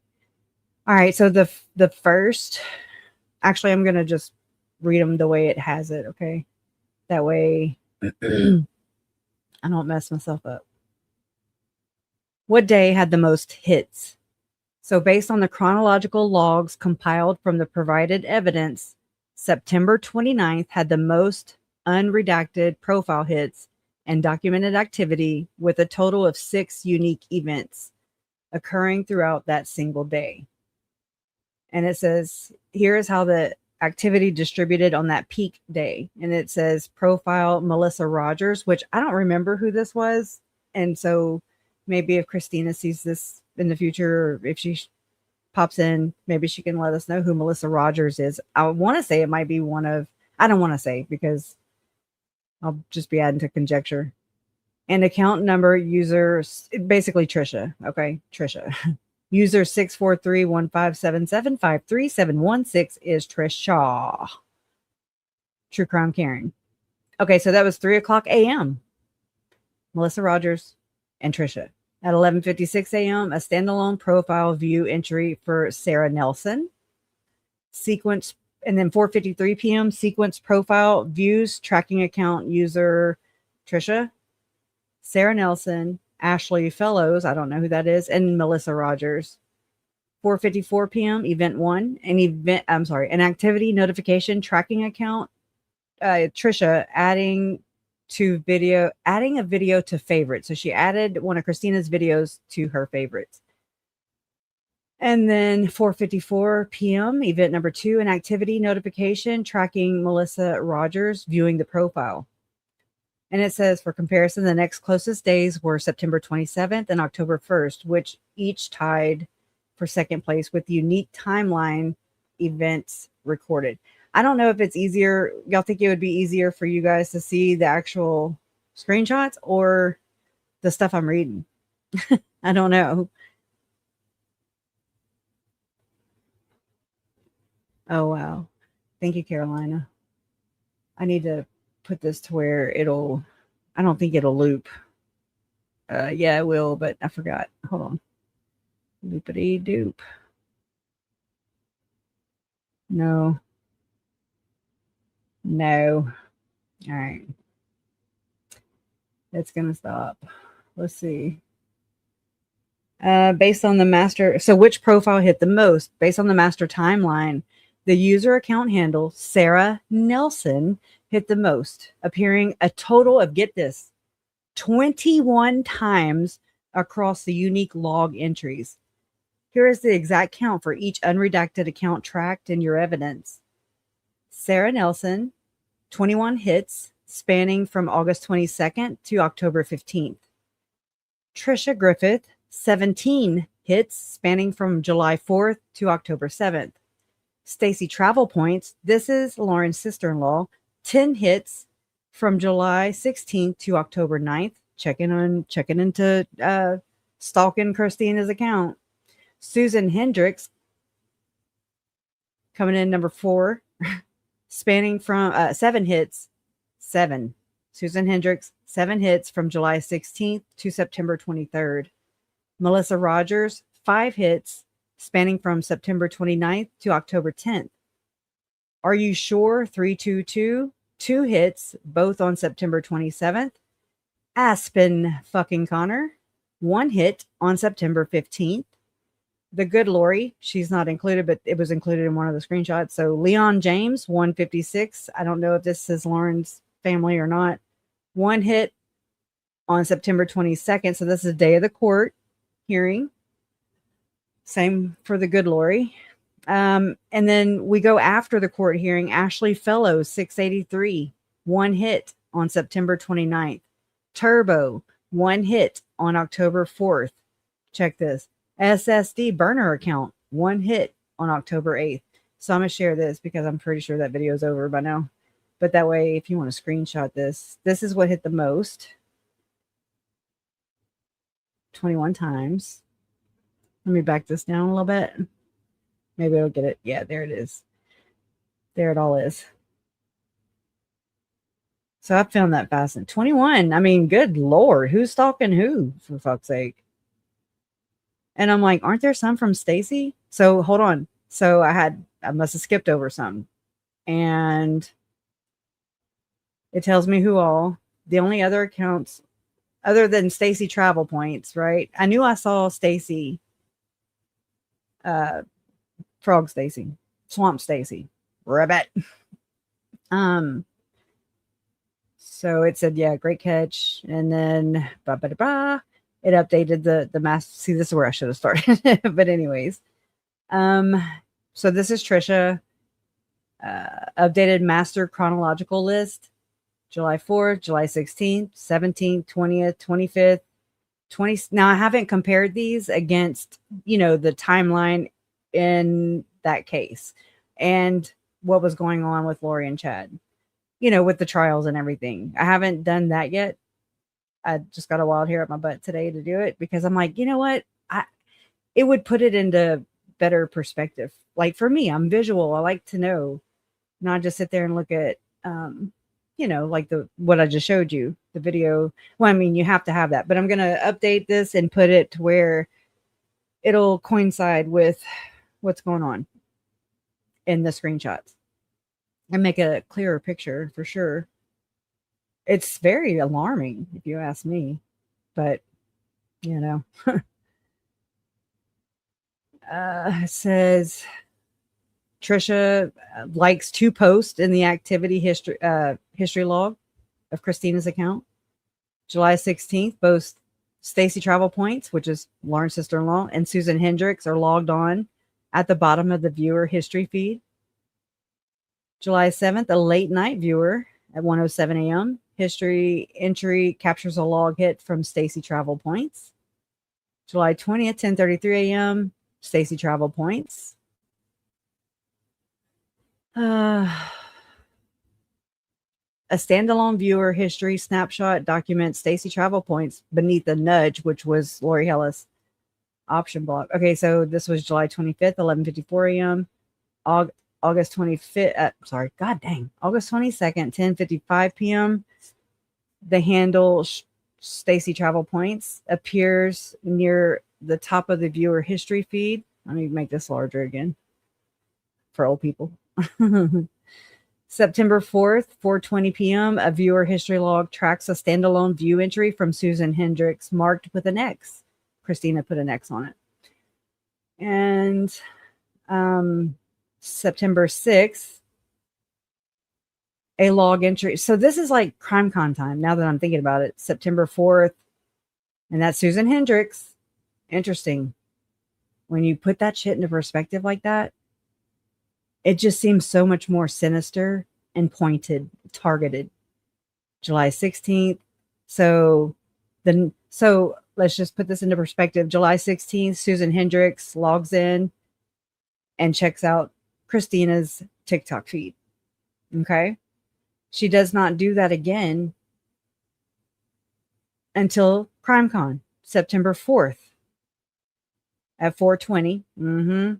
Welcome if you got them. A viewer history log tracks a standalone view entry from Susan Hendricks marked with an X. So I think it was from September. I think it was till September 8th, if I'm not mistaken. So still CrimeCon time. Sarah Nelson logs in at 12:45 a.m. September 6th, Susan Hendricks again, nosy bitch, with Sarah Nelson appearing lower down. So they both logged in again, this day. Basically the same day. September 8th, I want to say this is the Monday when everybody pretty much comes back from CrimeCon, because I remember tracking Trisha. September 8th, 8:58 a.m. The unredacted account handle Sarah Nelson is documented in the viewer history feed. Every damn day, lady. What you looking at? I need to go look at Christina's TikToks too and factor that in of what, if anything, was posted, stuff like that. So yeah, Sarah Nelson again there. September 13th, 11:25 p.m. So now start thinking about the court hearing, which is the 22nd, 2025.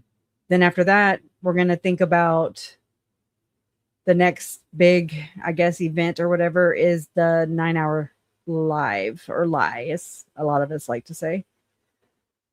Diatribe. So, all right, let me get my ass back over here. September 8th, Sarah Nelson. September 9th, 7:42 a.m., Sarah Nelson. September 13th, 11:25 p.m., Sarah Nelson. September 15th, the whole month before the 9-hour lie. The profile account, Sarah Nelson, appears at the top of the viewer history log with the Aspen Connor recorded further down in the same sequence. September 22nd, I'll never forget this date because this is when JJ was murdered. Okay. Last day he was seen alive. September 22nd, 12:48 p.m. I remember seeing two, sorry, but I want to say it was it Molly Colleen earlier said it was her birthday or something? If so, happy birthday.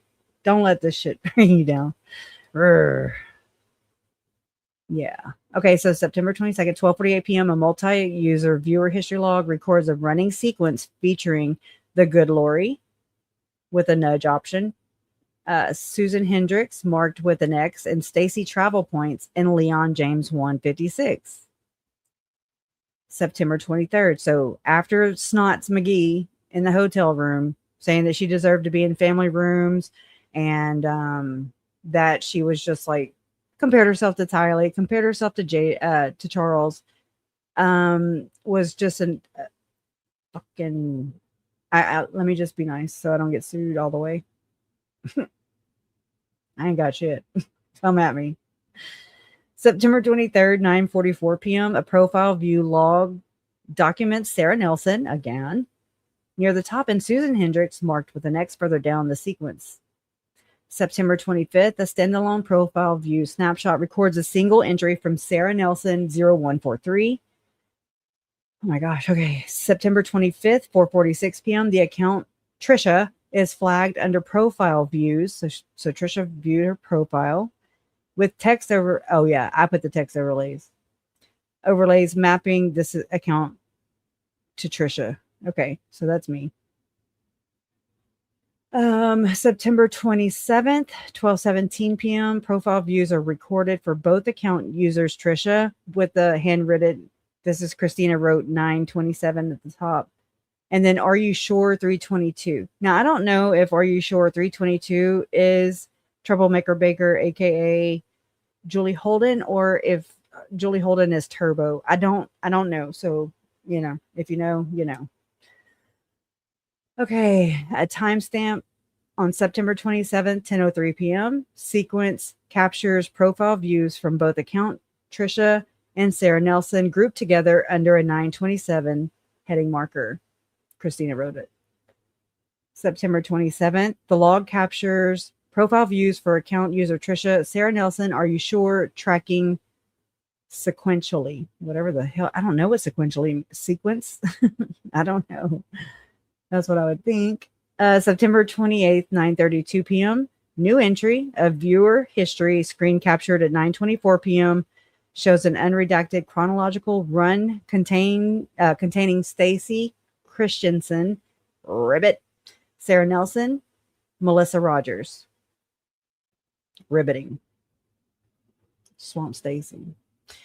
September 29th at 3 a.m. The profile view logs flags entries from both Melissa and Trisha. A standalone profile view entry is documented for Sarah Nelson on September 29th, 11:56 a.m. September 29th, a broader list of profile views tracks accounts Trisha, Sarah, Ashley, and Melissa. September 29th, the activity feed captures a notification stating that account Trisha added a video to favorites while Melissa Rogers viewed the profile. September 30th, my brother's birthday, the profile views log tracks Sarah Nelson at the top of the sequence containing several redacted entries, which those are Christina's redactions. Oh my gosh, this is... Let me go check on everybody. Okay, everybody good? We're good? We're taking it in? Yeah, I can't either, Mitzi.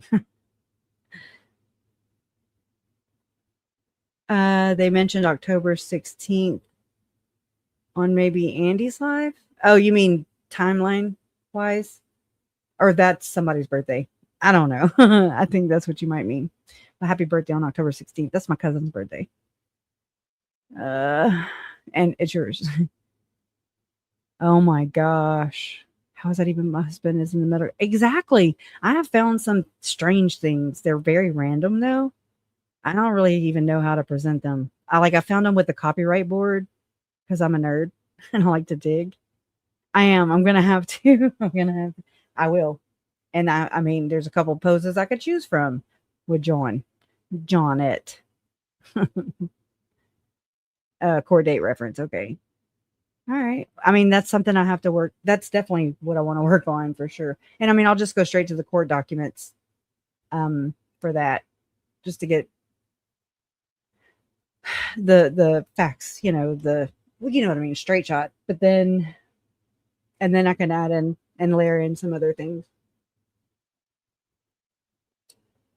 Because if you take transcripts of people like me, and I'm like, oh, I always say the wrong thing or read the wrong thing, throws it off. Maybe. I don't know. All right. September 30th, Sarah Nelson. Let me just say that. September 30th, Sarah Nelson. While a 56-minute active call status bar is visible at the top. Okay. Screenshot. And then Anian, October 1st, Sarah Nelson and Trisha are documented tracking together at 9:04 a.m. Interesting. A standalone profile view of Sarah, October 1st. October 1st, 3:13, Trisha. October 1st, 10:13, Trisha, Sarah, Melissa. October 2nd, early morning, 7:58, Trisha. October 2nd, Trisha. October 2nd, Sarah. October 3rd, 9:25 a.m., Sarah. October 4th, late night profile for Trisha. at 1:07 a.m. That's after her live stream. And Sarah and Trisha.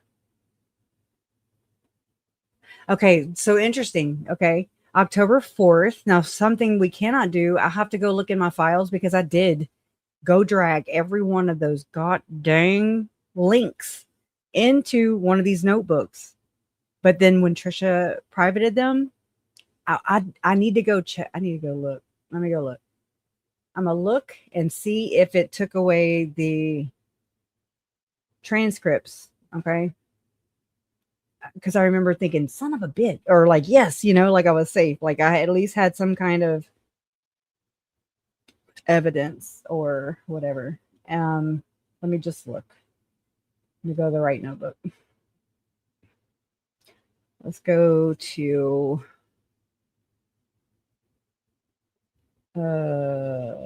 let's just do this one. Some of these I have a lot of Jolene because just trying to make sense of what the fuck we were looking at, right? Like what the hell? And I mean, that's where it all kind of culminated. It just bubbled up and boom, bing bong, shit. Yeah, let me try a different notebook.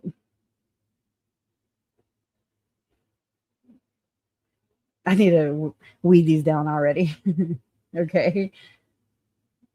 I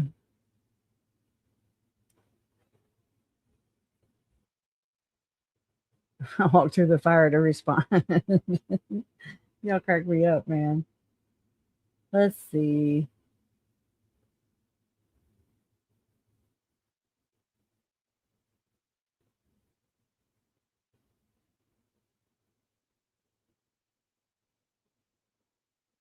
Okay. This is me trying to gather evidence of CrimeCon. I explained, I'm sorry, I had my books and I left them in the hotel, but here, can you sign? Oh, shit. Can you sign these books? He's like, sure. Nice guy. Very sweet man. And I said, what do you think about the grand jury indicting you and Patsy? I mean, what a bitch. Right? Wait, let me shoot off into here. Oh, okay. That's my damn transcript. And, I'm sorry I had my books and I left them in my hotel, but here, can you sign these books? He's like, sure. Nice guy. Very sweet man. And I said, what did you think about the grand jury indicting you and Patsy? That was awful. John, well, I think I'm told a grand jury can indict a ham sandwich, meaning this is a one-sided argument, Trisha. But didn't Lou Smith do his PowerPoint presentation? John, yes, he did, Trisha. So, John, what the indictment was, and the DA wouldn't sign it, it was ridiculous. It was that we allowed John Bonet to be in a dangerous environment. And I said, right. And I know John Douglas testified for you. And John says, yeah. And then I said, I was watching Lou Smith's presentation. I have one more question, because now by this time, they're trying to get me to move on. They're basically, I really thought they'd come and pick me up by my armpits and throw me out. I wish the fuck they would. This is going a lot faster than it did then. Okay, so anyway. No, it didn't. Same I was time. watching Lou Smith's presentation. I have one more question, and then I'll go. And I ran and I said, and then I'll go, letting him know that this would be it. I said, he goes through that window, right? And then I said something that I don't understand. And John says, well, how did the spider web get there so damn quick? Because they build spider webs that quick. Okay. Anyways, she never talks about it though. And look, don't get discouraged. Used to a 15-minute video for this person right here with no filter. Used to get like 60,000, I mean, I'm just saying, I know it feels like being defeated. I get it. Trust me. I've never with Lorie and Chad, they were held accountable. Like, we don't need you, Trisha, to continue holding them accountable. Thank you. That's what we're for. And I mean, that's what the judicial system is for. That's what his peers are for. I mean, a jury of his peers. That's what that whole system is about, that you undermine, or you're trying to undermine. And it's not going to work. It's not going to work. You already don't look great. You're going to sink. You're going to tank all the way. Have no fear. I believe in the power of good. Okay. And I know I didn't do anything wrong to Trisha. And I'm not going to do anything wrong to Trisha. I'm simply fighting for my fucking family. Get your hands off. Your claws. Get your claws off. You too, Walwyn. My family. Just, that's all you gotta do. Walk away. You're not gonna apologize. So just walk the fuck away while you have your dignity intact, while you have the subscribers that you do have, because you're not going to look good by the time this is ended, and it will end. So anyways, all right, sorry, I had to go on a little. I was so pissed off earlier, not just from, nothing in particular, just, yeah, kind of. I had to go take my blood pressure medicine earlier whenever I was watching Andy's live. What am I doing? Okay. I don't know. I'll have to look for that later because it's taking too much time. But yeah, I was watching Andy's live, and Cheryl, Aussie, Cheryl and Amanda, they asked me, they were like, ask me about my mod, Fancy Nancy, being in Joe Schmo's chat. And I'm like, what the fuck? And then so I was watching Jay's video. Finally, I haven't even finished it yet. From yesterday. I felt so bad for the last 2 days that, it knocks me down. It does. I'm not going to sit here and lie to you. So I had to push my live back. I was like, no. I woke up at like 3 and I was like, nope, not today. You have to be on to a certain extent, I do. I'm not performative like these people.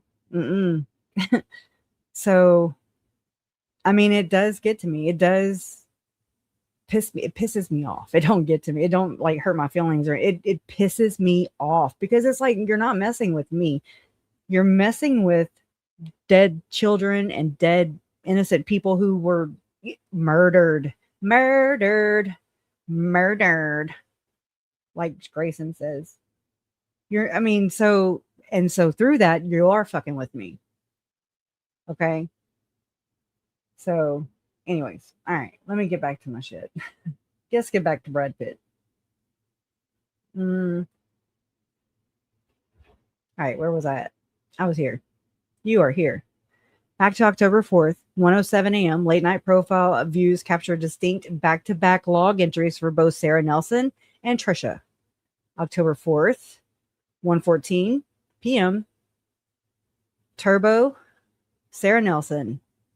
October 4th, Sarah Nelson.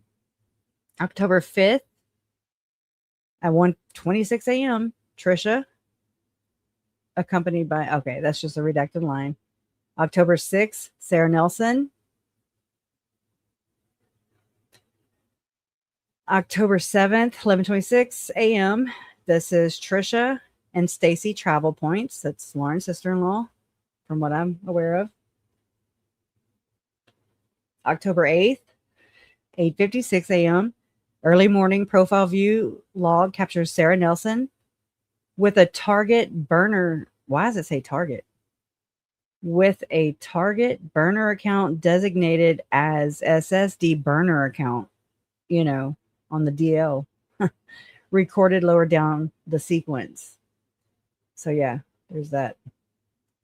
October 9th, 12:37 p.m. Melissa Rogers, Stacy Travel Points. October 10th, Melissa Rogers and Sarah Nelson. October 10th. Now we're leading up to the 15th, which is the day the live stream, the 9-hour live stream. October 10th, 1 minute later, a standalone. Oh shit. Hold on. Let's start here. 3:55 p.m. October 10th, an afternoon log feed documents Sarah Nelson near the top, followed by a series of redacted lines, and Melissa Rogers 574 listed further down the screen. Then 1 minute later, from 3:56 p.m., a standalone crop records an isolated single profile view entry remaining for Sarah Nelson. So these are two different logins, Sarah Nelson's here and 3:56. October 11th, the profile view log captures Sarah Nelson actively appearing near the top of the sequence. I saw October 11th. October 15th, the day of the 9-hour live. A profile views. I don't like the way they wrote this. I'm like, it's backward for me. October 15th, 4:12 p.m., a profile views log documents Sarah Nelson appearing near the bottom of a sequence containing multiple redacted entries. Now this is crazy.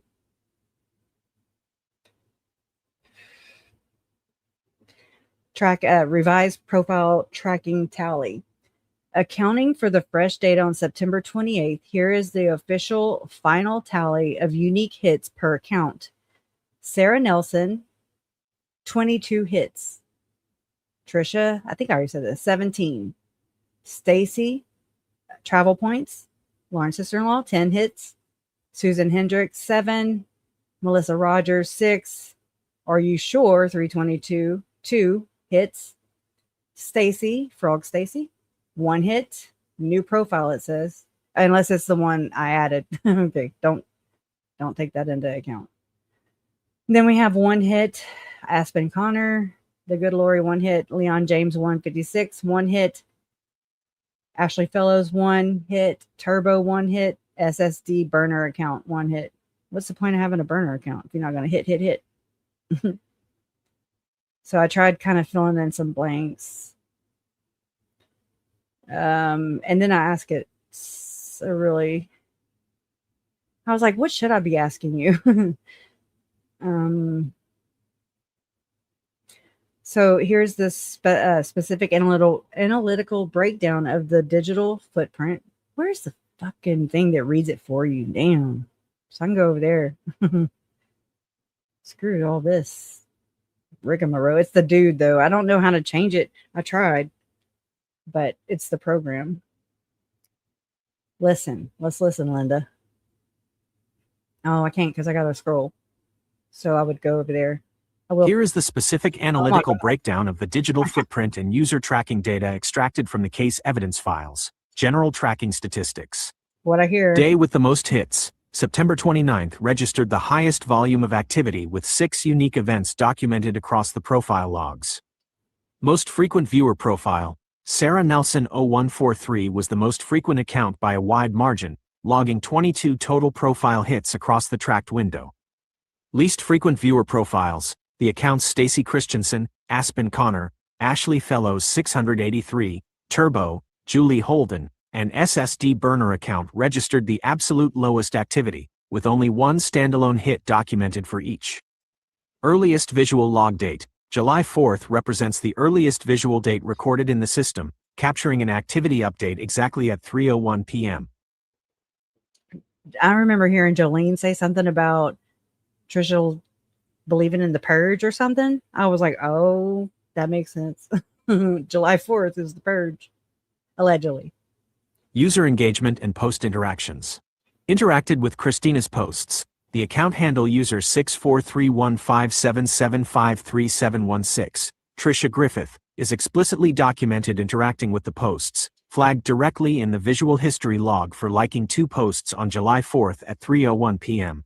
What a dumbass. Did not interact, viewers only. The remaining unredacted tracking profiles, including Sarah Nelson 0143, Stacy Travel Points, Stacy Johnson, Susan Hendricks, and Melissa Rogers 574, only appeared on the background log lists under Profile Views or Viewer History, without any documented likes, favorites, or direct engagement clicks. Most excessive tracking profile. The profile handle Sarah Nelson 0143 exhibited the most excessive behavior, logging multiple return hits on individual days, including tracking runs at 12:45 a.m. and 1:50 p.m. on September 6th, and an additional high-frequency run at 8:47 a.m., 11:31 a.m., and 10:17 p.m. on September 30th. Countdowns to key case milestones. The following table details the precise proximity of each unique log hit to Lauren's court date, September 22, 2025, and Lauren's 9-hour live event, October 15, 2025, hit date and time. Countdown, up to Lauren's court date. September 22, 2025, days until, since Lauren's 9-hour live.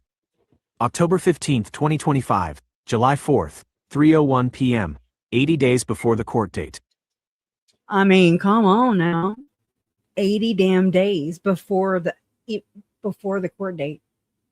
103 days before the live July event. 4th. July 16th, 10:45 p.m., 68 days before the court date. 91 days before the live event. July 17th, 1:07 a.m., 67 days before the court date. 90 days before the live event. July 20th, 10:33 a.m., 64 days before the court date. 87 days before the live event. July 25th, 11:54 a.m., 59 days before the court date. 82 days. Hey, I think hold on. About to put something else into perspective.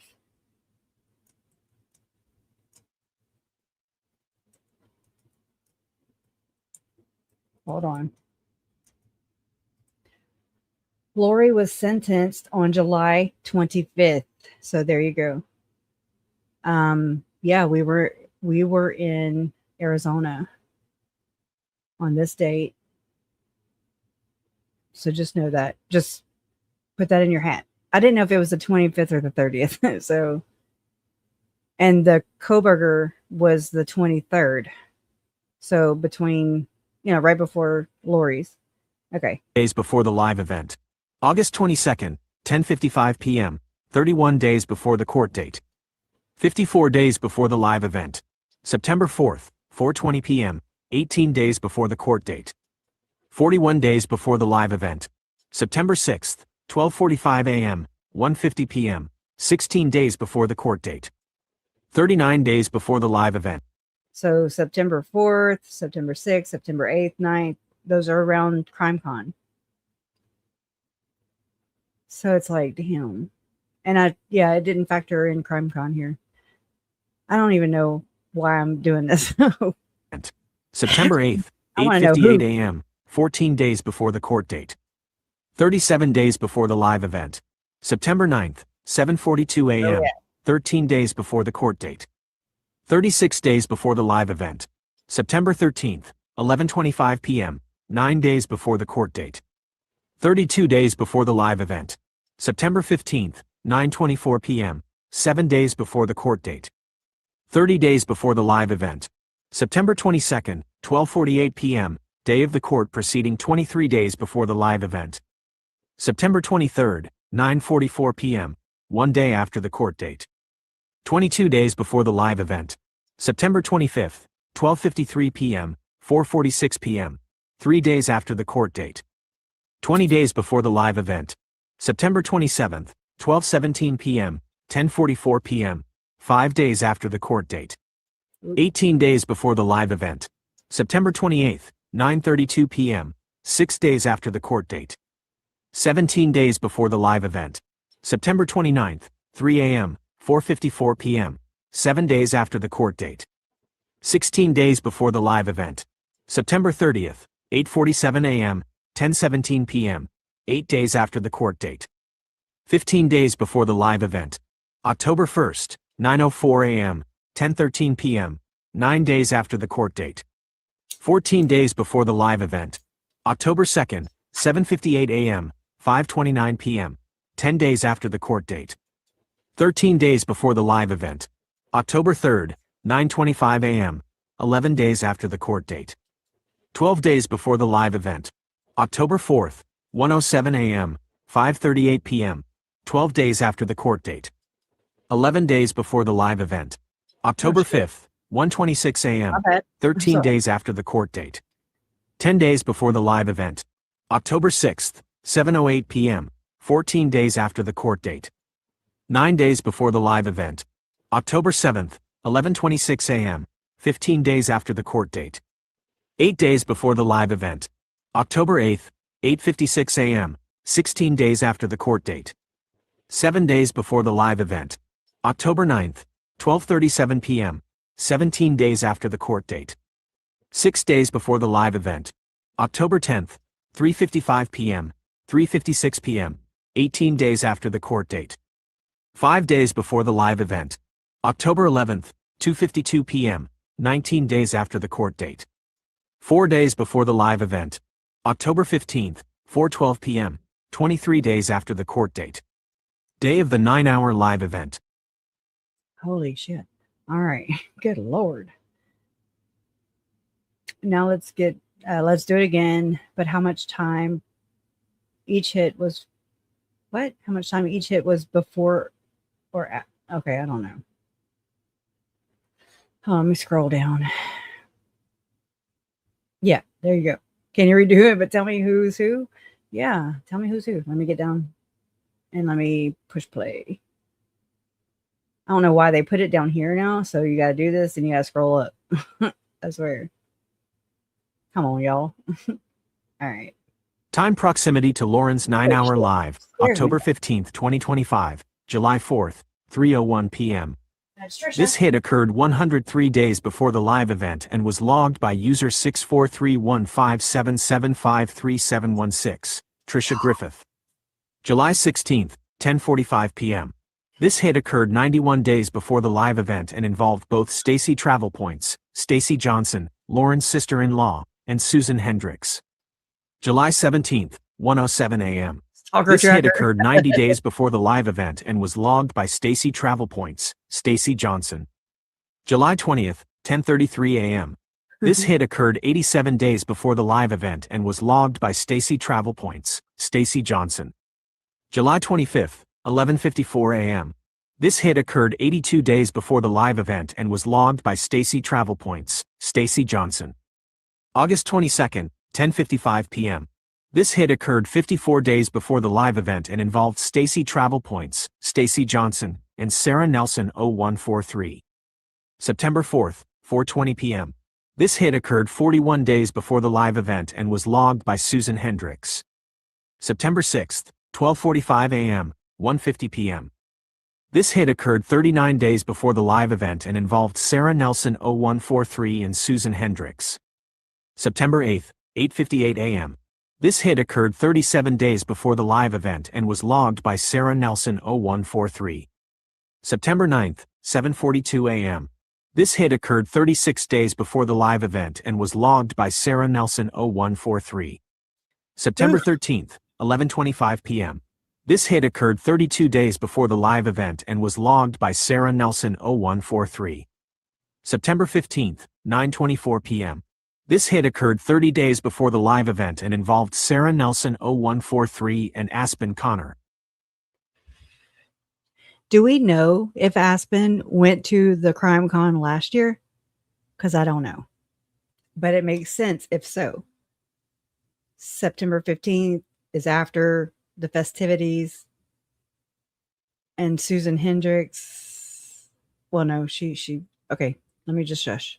September 22nd, 12:48 p.m. The day This hit of. occurred 23 days before the live event and involved the good Lorie, excluded from case, Susan Hendricks, Stacy Travel Points, Stacy Johnson, and Leon James 156, potential dad Jameis Johnson Sr. September 23rd, 9:44 p.m. This hit occurred 22 days before the live event and involved. The live event is October 15th is what it's going by. But we just passed the court date, September 22nd, when she was snotting in the bed. Sarah Nelson 0143 and Susan Hendricks.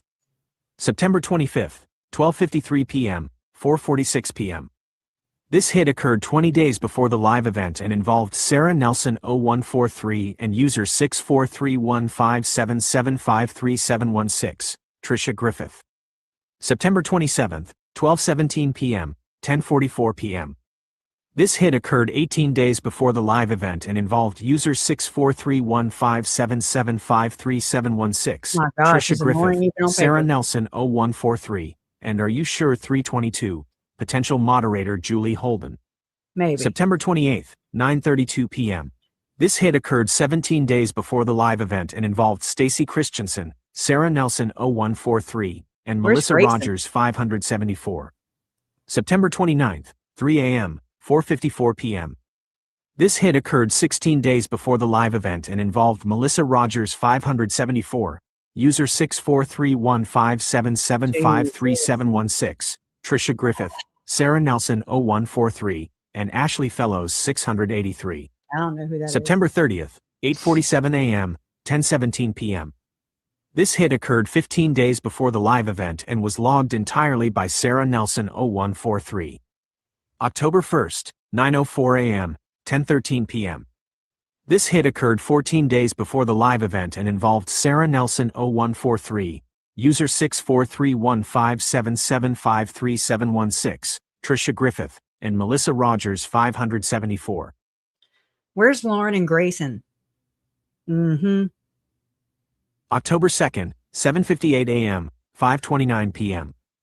This hit occurred 13 days before the live event and involved user 6431577537716, Trisha Griffith, and Sarah Nelson 0143. October 3rd, 9:25 a.m. This hit occurred 12 days before the live event and was logged by Sarah Nelson 0143. October 4th, 1:07 a.m., 5:38 p.m. This hit occurred 11 days before the live event and involved Sarah Nelson 0143, user 6431577537716, Trisha Griffith, and Turbo, Julie Holden. October 5th, 1:26 a.m. This hit occurred 10 days before the live event and was logged by user 6431577537716, Trisha Griffith. October 6th, 7:08 p.m. This hit occurred 9 days before the live event and was logged by Sarah Nelson 0143. October 7th, 11:26 a.m. This hit occurred 8 days before the live event and involved Sarah Nelson 0143, user 6431577537716, Trisha Griffith, and Stacy Travel Points, Stacy Johnson. October 8th, 8:56 a.m. This hit occurred 7 days before the live event and involved Sarah Nelson 0143 and SSD burner account. October 9th, 12:37 p.m. This hit occurred 6 days before the live event and involved Melissa Rogers 574 and Stacy Travel Points, Stacy Johnson. October 10th. I wonder if Sarah Nelson is the SSD burner account. October 8th, 8:56 a.m. This hit was by Sarah. I mean, that's 2 hits, allegedly. I'll have to do some investigation there. 3:55 p.m., 3:56 p.m. This hit occurred 5 days before the live event and involved Sarah Nelson 0143 and Melissa Rogers 574. October 11th, 2:52 p.m. This hit occurred 4 days before the live event and was logged by Sarah Nelson 0143. Oh, she was putting October 15th, 4:12 p.m. This hit was logged during the afternoon of the live event by Sarah Nelson 0143. Bam. So I did it again, but I won't do this. I'll just scroll slow. I need to post this on my Substack. Okay, so I just did it to where, with the court date being the major event. I don't know. I don't ever do this. Oops, shit. It's just interesting to see who is active and when. To me, it fills in a lot of weird.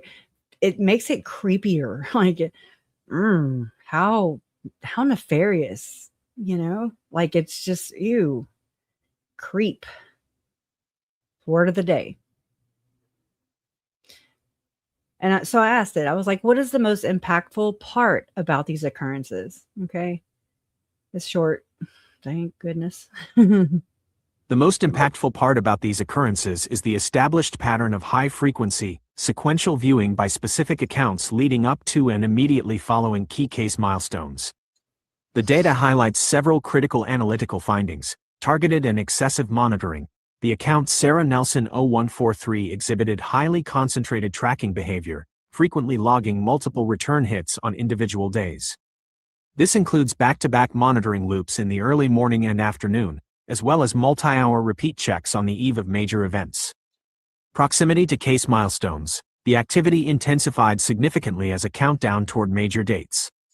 A cluster of tracking logs from key figures, such as Trisha Griffith, user 643,157,753,716, Stacy Johnson, Stacy Travel Points, and potential family connections or moderators, tightly surrounded the September 22 court proceeding and the October 15 live event.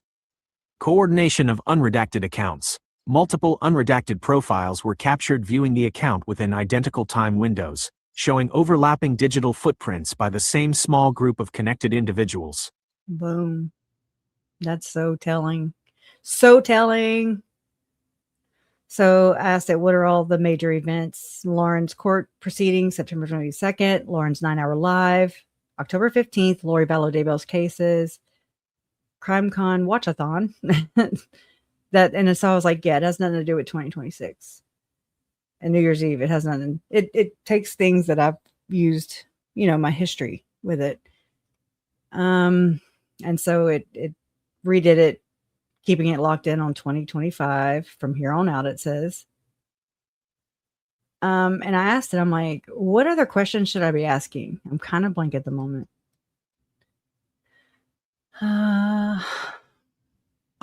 My mistake on the year, keeping it locked on 2025 from here on out. When you are looking at a digital footprint timeline for a legal case, it is completely normal to hit a wall once the raw data is sorted. To help you break through the blank space, here are some deeper investigative questions we can ask. The creepy shit is, she also knew my parents intimately via Lauren. And she's the one who set up the the kids' memorials, Tylee and JJ's memorials in Idaho Falls. And come to find out, y'all, that is, I found out that building that we had it in, that it was offered to us. I don't know how it was offered to my parents. I just know that Sarah was there. Lauren was there. Mom said Lauren really didn't do shit. So I know that. And I will. Is that, where do I search for that? And thank you. And I recognize your name. The forum. I know you likely have a lot of history with Trisha, and I'm so sorry. I know there was another name in here earlier too. I'm trying to remember it. Michelle. I'm so sorry. It's fucking bullshit. Okay. I'm laughing, but that's because I'm just like, oh my God. I think about things as they're leaving my tongue, and it's just like, oh my God, this is so depraved. This is so fucking depraved. It's the worst of the worst, because they know exactly what we've been going through, and they've used it, and then they've abused it, and then they weaponize it. And then I'm like, fuck you. You think I'm going to email you? I don't think so. I was born at night, but not last night, girl. Not last night. Okay. You're not about to tangle me up. Just for what, Trisha? For what? You're telling me that, okay, here's an example. Here's a for instance. Hella and Dolly published Lorie Vallow in her prison cell. I don't remember the date. I haven't gathered all that yet, but I remembered this. I remembered how people in Trisha's chat, when she was playing the video of Lorie being in the cell, and she didn't know who Hella and Dolly were, and everybody educated her. And then the next day she acknowledged them.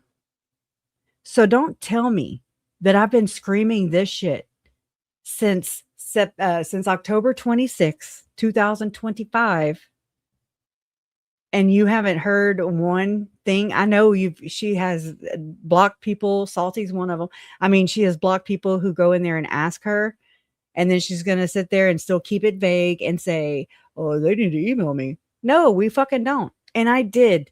I said earlier in Andy's chat that I emailed Colby and Kelsey, but I didn't email them. I text them. And I haven't checked my phone to even see if I got a response. I'm doing it right now. This case, so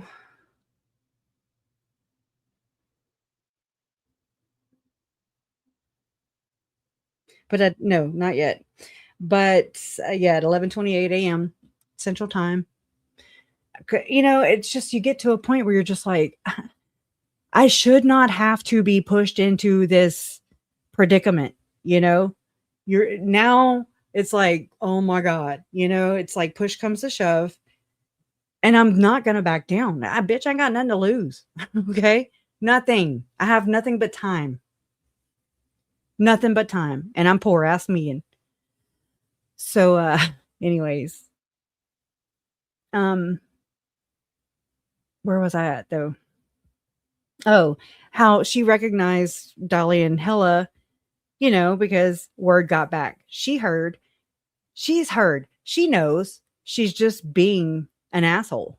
She's just doing it to exude or exert power and try to really just shit on me and shit on my family, you know? And it's just like, let it go. All you got to do, you ain't even got to apologize. Just let it the frick go. Let it go. Let it go. But y'all can't, because y'all are so possessive. Ew, it's gross. I need a clip of Andy saying gross. I love it when she says it. Okay, she says it so funny. Gross, like you feel it, you know, or you should. Oh, thank you, Shannon Marie. I remember you. I don't. I just say it because that's what they've said. Not just me, but me and my family were basically dumb hillbillies. It's gross. Like, what do I say? They're ignorant fucktards. Look, I know I can sit here and I can talk trashy, but you know, it's fitting. It's so fitting. And it brings out the worst in me, and I hate it. I hate it, you know. Mm-hmm. Andy has a trip. Yeah. Yeah, 100% she hears. She knows. Why would I email somebody who I sat here and watched with my own eyes in real time? Well, I didn't know about the leading up to the 9-hour live, but after that, I watched and I deconstructed with everybody else. And I say deconstructed. It didn't take, like, once I figured out like what the hell was being hidden, like I'm really good at finding out what's not there. You know, like I'm good at, I guess, the deduction part of things. It's like I can tell you what's missing. You know, I don't know why, but I'm not going to sit here and play into the trap. Like, why? Why would I do that? Why wouldn't she just stop? That's all she has to do is stop. Why would me going and asking Trisha to say, hey, can you stop? What is she going to do? Say, oh, yeah, I'm sorry. No, she's going to weaponize that shit because that's what they do. I am not stupid. I'm not dumb. Oh, Lord, no. Right? Yeah. Oh, yeah. Mm-hmm. Exactly. She would say she didn't see it anyways. Right. Hey. Yeah, I saw that. Yeah. So I'm not going to get to it today, but we will do this again tomorrow and every damn day. Oh, God. I swear. Yeah. It's hard to infiltrate or get into that clique. She does have a long history with Dr. Christine. I have not cared for Dr. Christine ever since I saw her, as far as like when she was reporting on Lorie and Chad. And I didn't know who she was. And I want to say she was attached to the University of Arizona, but I'm not sure. That's just from my shitty memory. So very blurry. And I remember as I got to learn the case and learn more about the belief system, and then it was not just in a vacuum. It wasn't just a one-off. This is a thing. And okay, so then I'm like, y'all are lying. You know, like, Dr. Christine, you are not accurate. Dr. Christine, weren't you married to a cult leader? Dr. Christine, should you have maybe gotten some time? I mean, these are questions I have. And it's not my fault. I'm just calling it like I see it. The clique over there is Mike King, Dr. Christine, and Lauren Wallman. and puffy fucking sleeves. That's where they come from. Okay. So, you know, like, I didn't care for just knowing some things. And I mean, I don't need no damn, fuck Netflix. Okay. First off, fuck Netflix. That doesn't mean accurate. Okay. In fact, Lauren and John have been on Netflix. Are they still accurate? You know, like, think about these. I like to watch them. I like to take them into consideration. I like to see how well, especially with our case, you know, like, I like to see how they tell the story. There's this one part in the Netflix documentary for our case where they talk about that recording that Lorie was talking about. If he comes at you once, if he comes at you twice, if he comes at you 3 times, see, it says it right here. I can kill him. You know, they left the part out about, so either give me my temple recommend or I'm going to tell my bishop or whatever the hell. Okay. I don't have it all the way. I used to have it memorized, but you know what I'm saying? Like, no. So they cut the religious part out. And I was like, nope. Yeah, there you go. See, it's turtle time.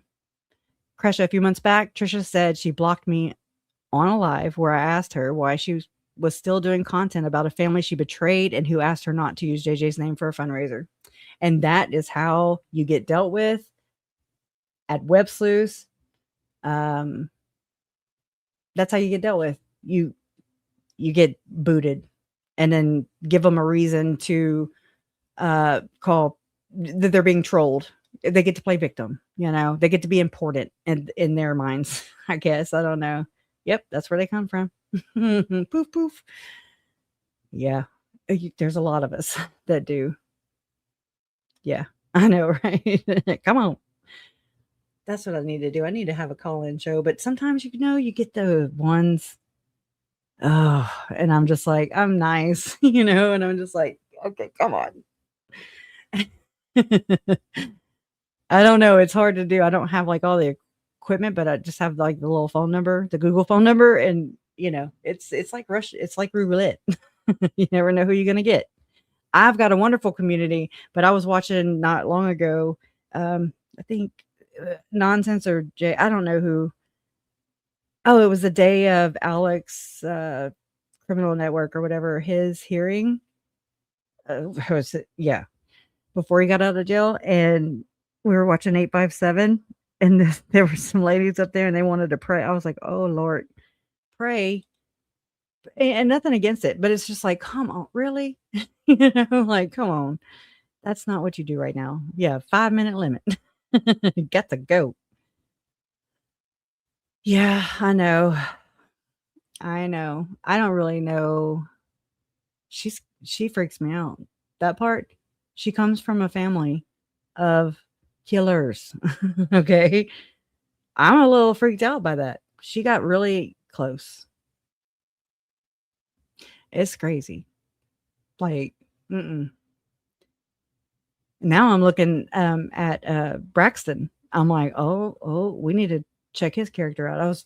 I caught a Mormon Stories where, you know, Lauren was just so worried about Visions of Glory and Tom Harrison, and I mean, she kind of would throw him under the bus, but she didn't. She never did say that Tom Harrison's son and her brother were best friends up until the end. She has not one time said that. So is that what Tom Harrison has allowed her to say? It's a legit question, in my opinion, in my book, in my world. Ugh, that pisses me off more than anything. I'll tell you that right now. Oh, is it Megan or Megan? Now it messes me up with regular just Megan, you know. Now I'm like, me. Oh, you know, I have to like correct myself. Anyways, isn't this interesting though? This whole thing. I think it is. So this is what I asked it, and it told me, you know, when I was like, what should I be asking? So I still have to run these. My mistake on the year. Keeping it locked on 2025 from here on out. Okay. When you are looking at a digital footprint timeline for a legal case, it is completely normal to hit a wall once the raw data is sorted. I gotta go grab a Dr. Pepper. To help you break through the blank space, here are some deeper investigative questions we can ask of this data to uncover hidden patterns for your records, forensic and behavioral questions to consider. Burner account and device switching patterns. Are there specific dates where a known profile logs off and an unverified profile immediately logs on within minutes? Mapping these tight windows can help establish if one person is actively cycling through multiple burner accounts on a single device. Time of day behavior analysis. What do the specific timestamps reveal about the daily routines of these profiles? We can analyze whether these hits are concentrated during standard business hours, or if they point to late night and early morning monitoring. Correlating the unverified profiles. Do the unknown accounts like Melissa Rogers 574 or SSD burner account only appear on days when the main profiles go quiet? Tracking their overlapping schedules can help you determine if they are operating as backup lookouts. Link sharing and digital trailing. Since the good Lorie is excluded from the case but appeared on September 22nd, did her hit happen right after a specific public post went live? Pinpointing what caused an outside profile to drop in can help show exactly when and where the account link was being shared. The velocity and frequency spikes. What is the absolute shortest gap of time between repeat visits by Sarah Nelson 0143? Yeah, how do they Calculating the exact minutes between her return views can clearly demonstrate the excessive nature of the tracking to a courtroom. Which of these analytical areas do you want to map out next to help strengthen your timeline files? Oh, hold on. I'm copying something. Gotta paste it. Okay. Yeah, so I gotta do some more digging into that part. But, we will. We will. What is this? I just found this over here. I wonder why. Oh, what the heck? Hold on. I'm looking at my Speechify app and I'm like, why is there a video in there? It's weird.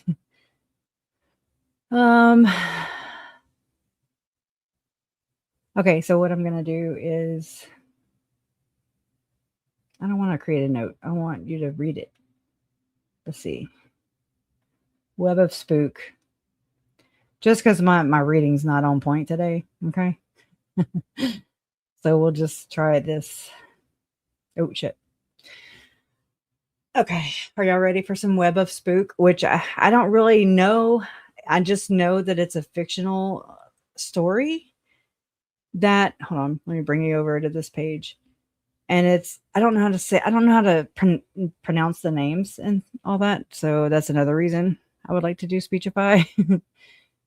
But this is, here, let me enlarge it so you can see the picture.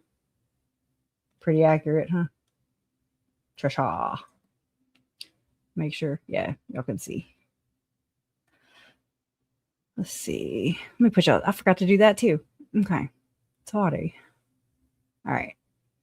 But this was posted by Sarah Afshar. I don't know if I'm even saying that right.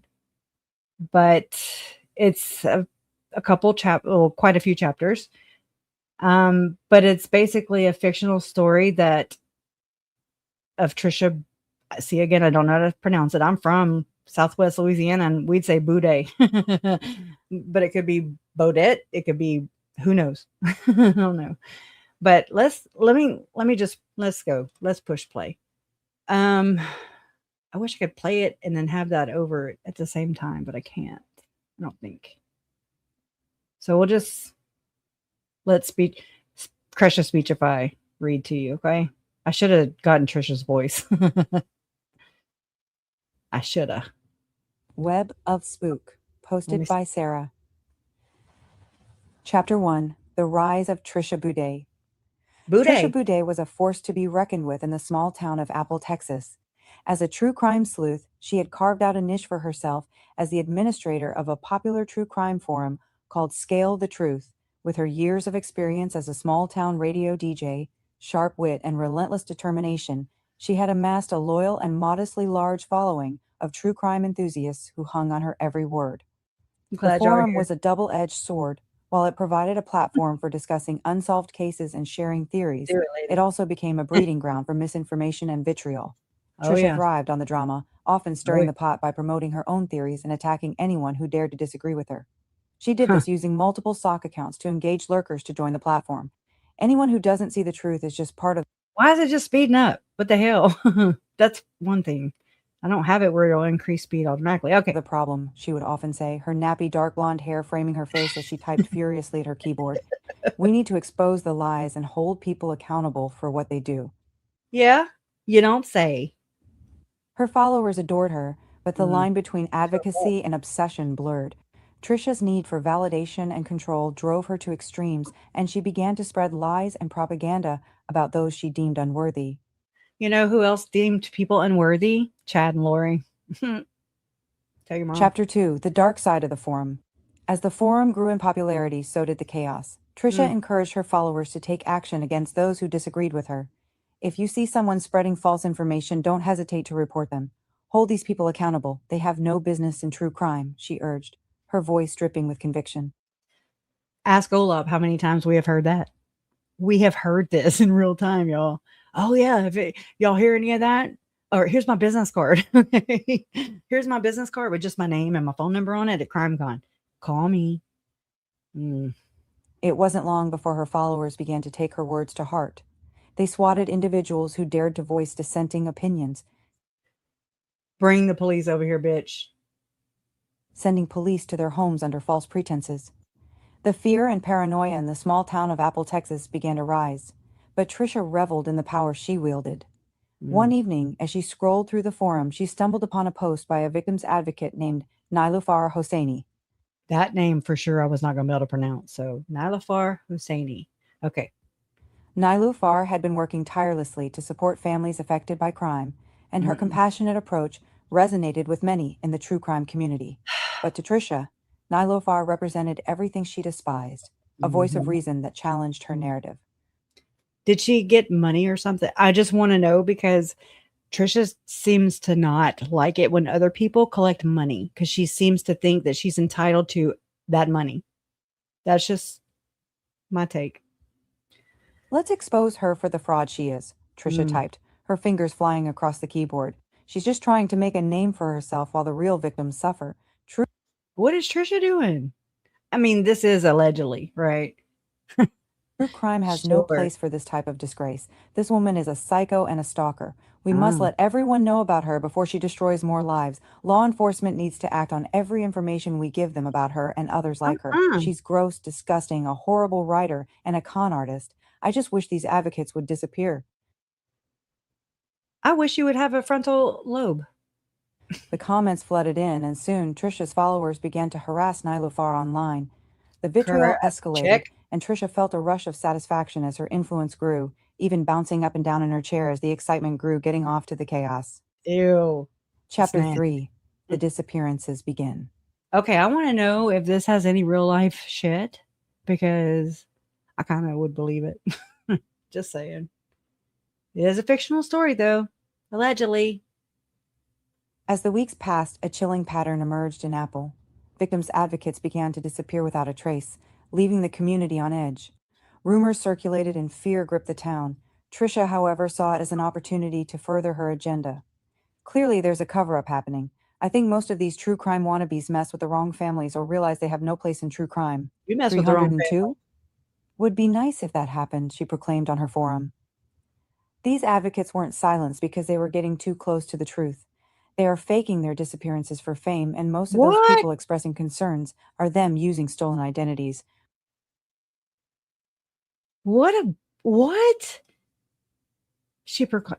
These advocates weren't silenced because they were getting too close to the truth. They are faking their disappearances in La La Land for fame, and most of those people expressing concerns are them using stolen identities.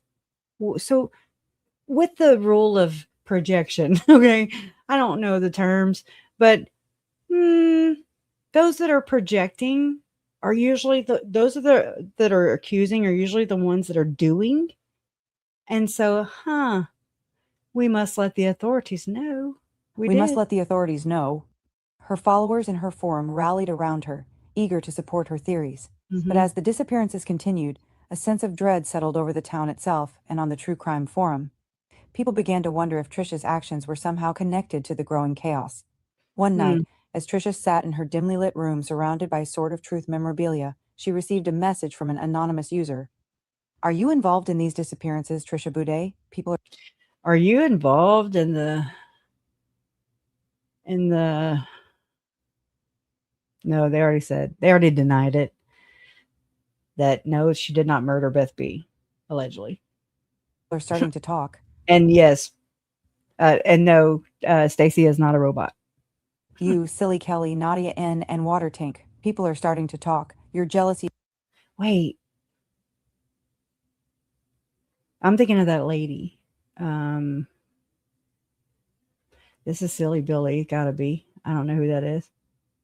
Water Tank. Isn't that lady? Wind chimes or something?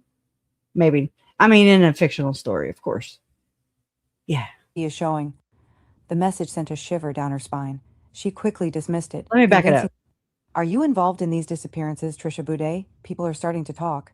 You, Silly Kelly, Nadia N, and Water Tank. People are starting to talk. Your jealousy is showing. The message sent a shiver down her spine. She Hold on. I'm thinking of Moonlight View.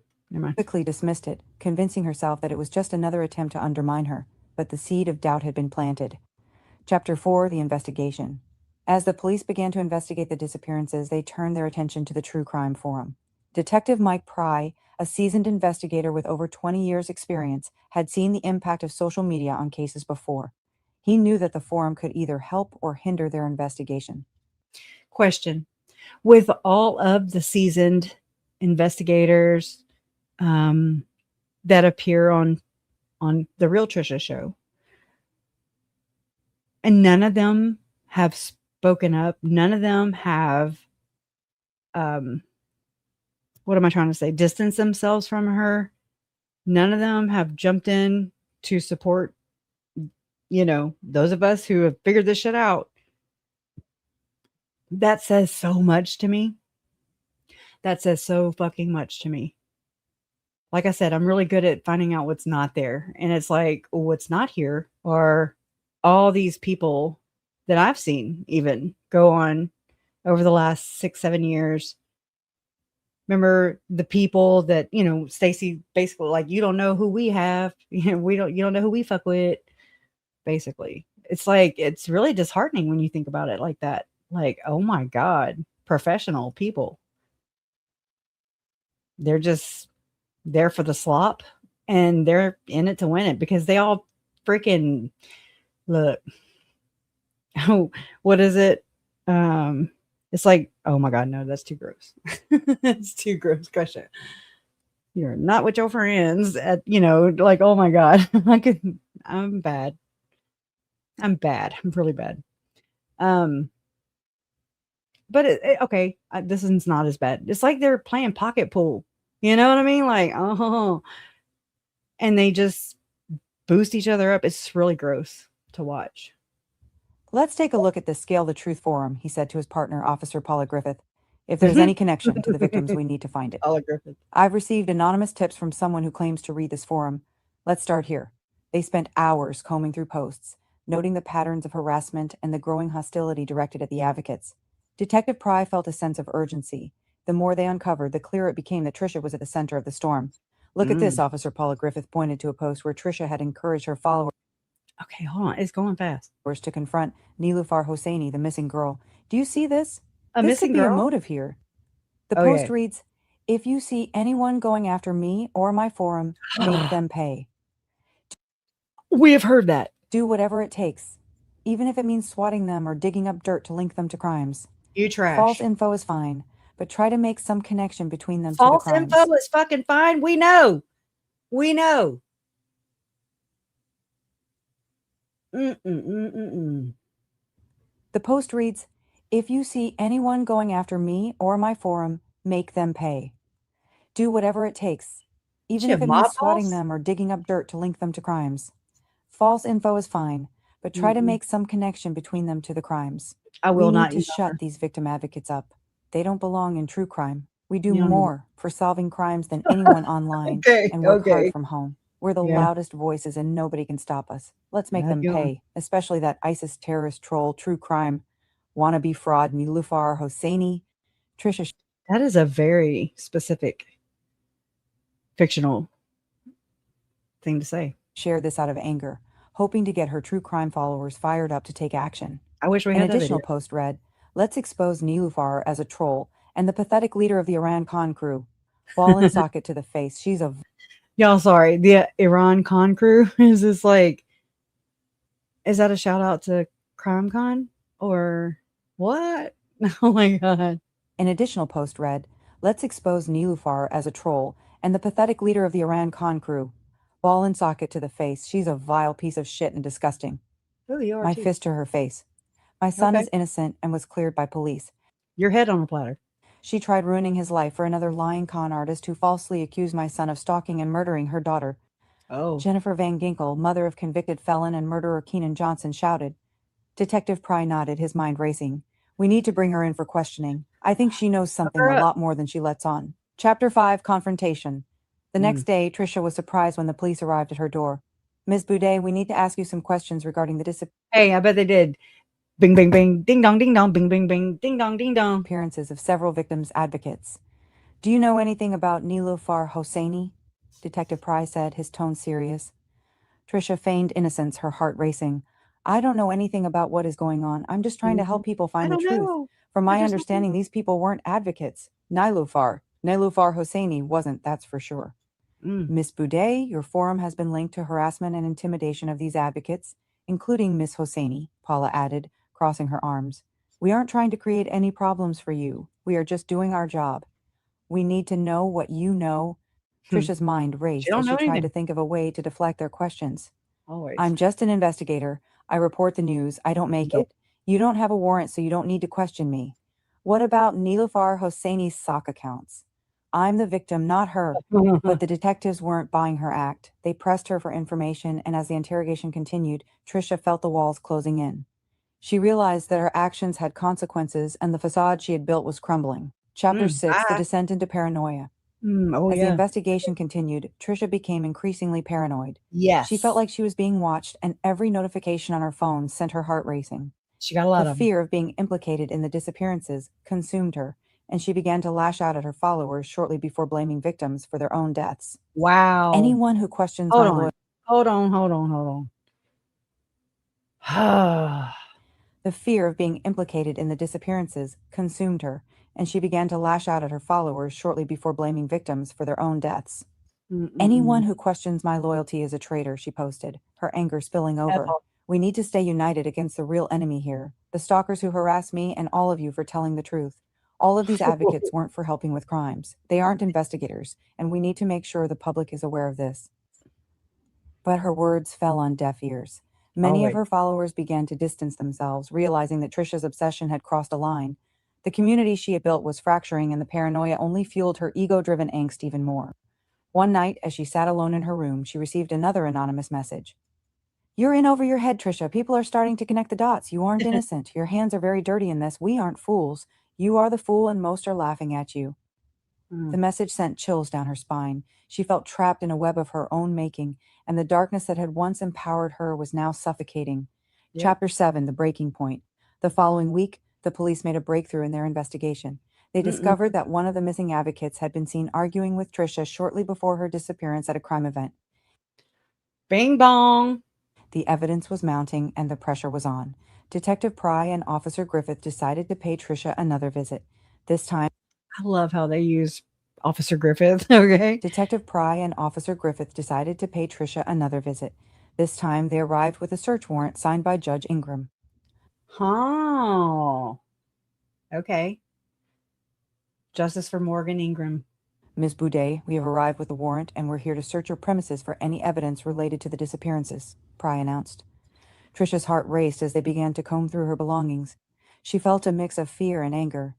"You can't do this! What are you doing? I haven't done anything wrong. I'm going to sue you for this, you fucking pigs. You have a wrong person. I'm the victim." "Tell that to the families of the missing advocates," Paula shot back, her eyes narrowing.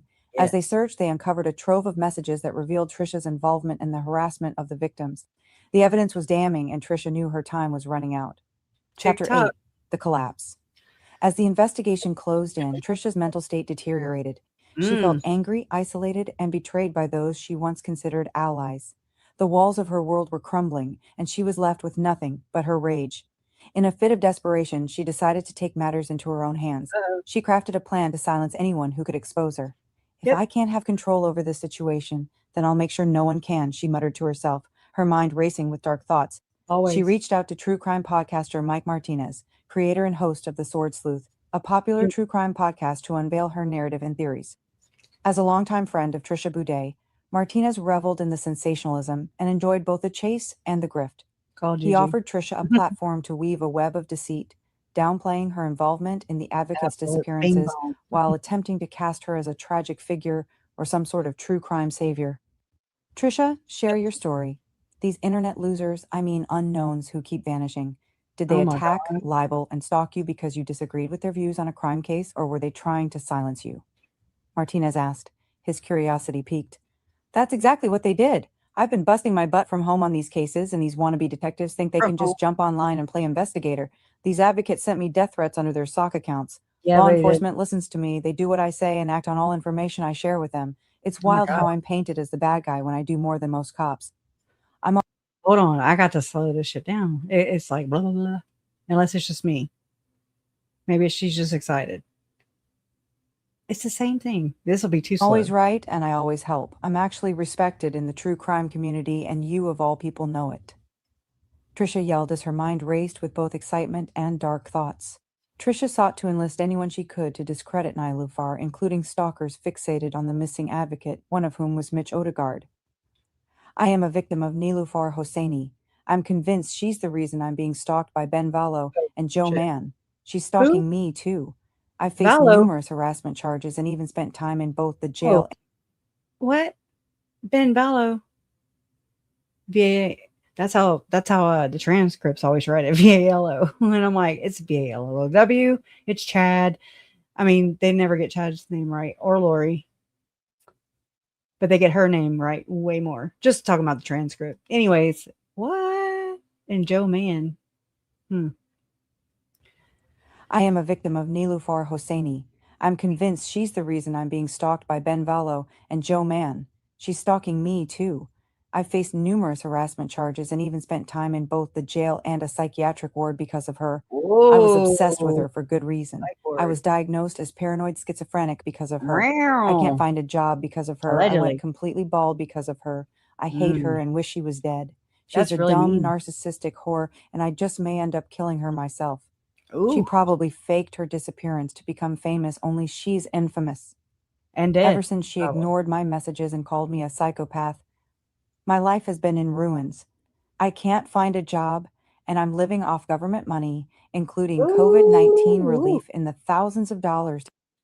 Oh. Is this some PPP money, too? And government money? Or Social Security and PPP? Or should we check? To get by. For the fictional. Should we check the fictional character of Trisha Boudet? I am a victim of Niloufar Hosseini. I'm convinced. Did it here. I am a victim of Niloufar Hosseini. I'm convinced she's the reason I'm being stalked by Ben Vallow and Joe Mann. She's stalking me, too. I've faced numerous harassment charges and even spent time in both the jail and a psychiatric ward because of her. I was obsessed with her for good reason. I was diagnosed as paranoid schizophrenic because of her. I can't find a job because of her. I went completely bald because of her. I hate her and wish she was dead. She's a dumb, narcissistic whore, and I just may end up killing her myself. So rude. She probably faked her disappearance to become famous, only she's infamous. Ever since she ignored my messages and called me a psychopath, my life has been in ruins. I can't find a job, and I'm living off government money, including COVID-19 relief in the thousands of dollars to get by. I truly despise her. I am a victim of her actions. I'm going to sue her just like I will sue Ben Vallow and Joe Mann. I'm going to sue Clark Zucker and FaceText and Elon Kask and Y2. They all owe me for pain and suffering they caused. I have a Pass Money Me account. It's mitch.odegaard.homeless.portland. My God. Donate and help me sue them all. Homeless. Odegaard declared with a mix of hatred and excitement. You are highly respected, Trisha, and everyone values your input. You've done so much to support victims and their families. I'll do anything for you, Trisha. You are innocent. Those internet nobodies are the real monsters, the real criminals, Martinez exclaimed. But as she plotted her revenge, the weight of her actions began to haunt her. The faces of the missing advocates flashed before her eyes, and for the first time, she felt a flicker of guilt. This is so Chapter good. 9. The Final Oh, Confrontation. you did, Indy? One Thank night, you. as Tricia sat alone in her home, she received a knock at the door. It was Detective Pry and Officer Griffith, their expression serious. "Ms. Boudet, we need to talk," Mike Boudet. said, stepping inside without waiting for an invitation. "You have no right to be here. Get out of my house, you pigs," Tricia shouted, her anger boiling over. "Miss Boudet, we have strong evidence linking you to the disappearances," Paula said firmly. "Hands Oh, behind shit. your back. Tricia Boudet, you have the right to Click, remain clack, silent. click, clack. Anything you say Oh, can and shit. will be used Where is Click Clack right now? Where's her damn intro? Click Clack, old bat in a cowboy hat. in a court of law. You Let's have a do that right. again. Hands behind your back. Tricia Click, clack. Boudet, you have the right to remain silent. Anything you say can and will be used in a court of law. You have a right to an attorney. If you can't afford one, one will be appointed to you. If you do not want to talk to us without a lawyer present, you have that right too. Do not resist. Hands behind your back. Do not resist authority or you will be tased. Tricia Sorry. felt a surge of panic.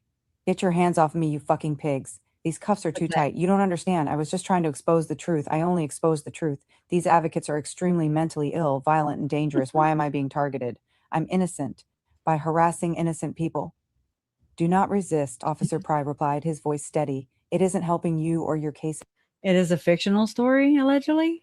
It's called Web of Spook, and it's a fictional story about a woman named Trisha Boudet who owns a true crime forum, but I forget what it's called. But yeah, I don't know. I don't know if all these things have happened or not. Kind of makes me wonder. Against you.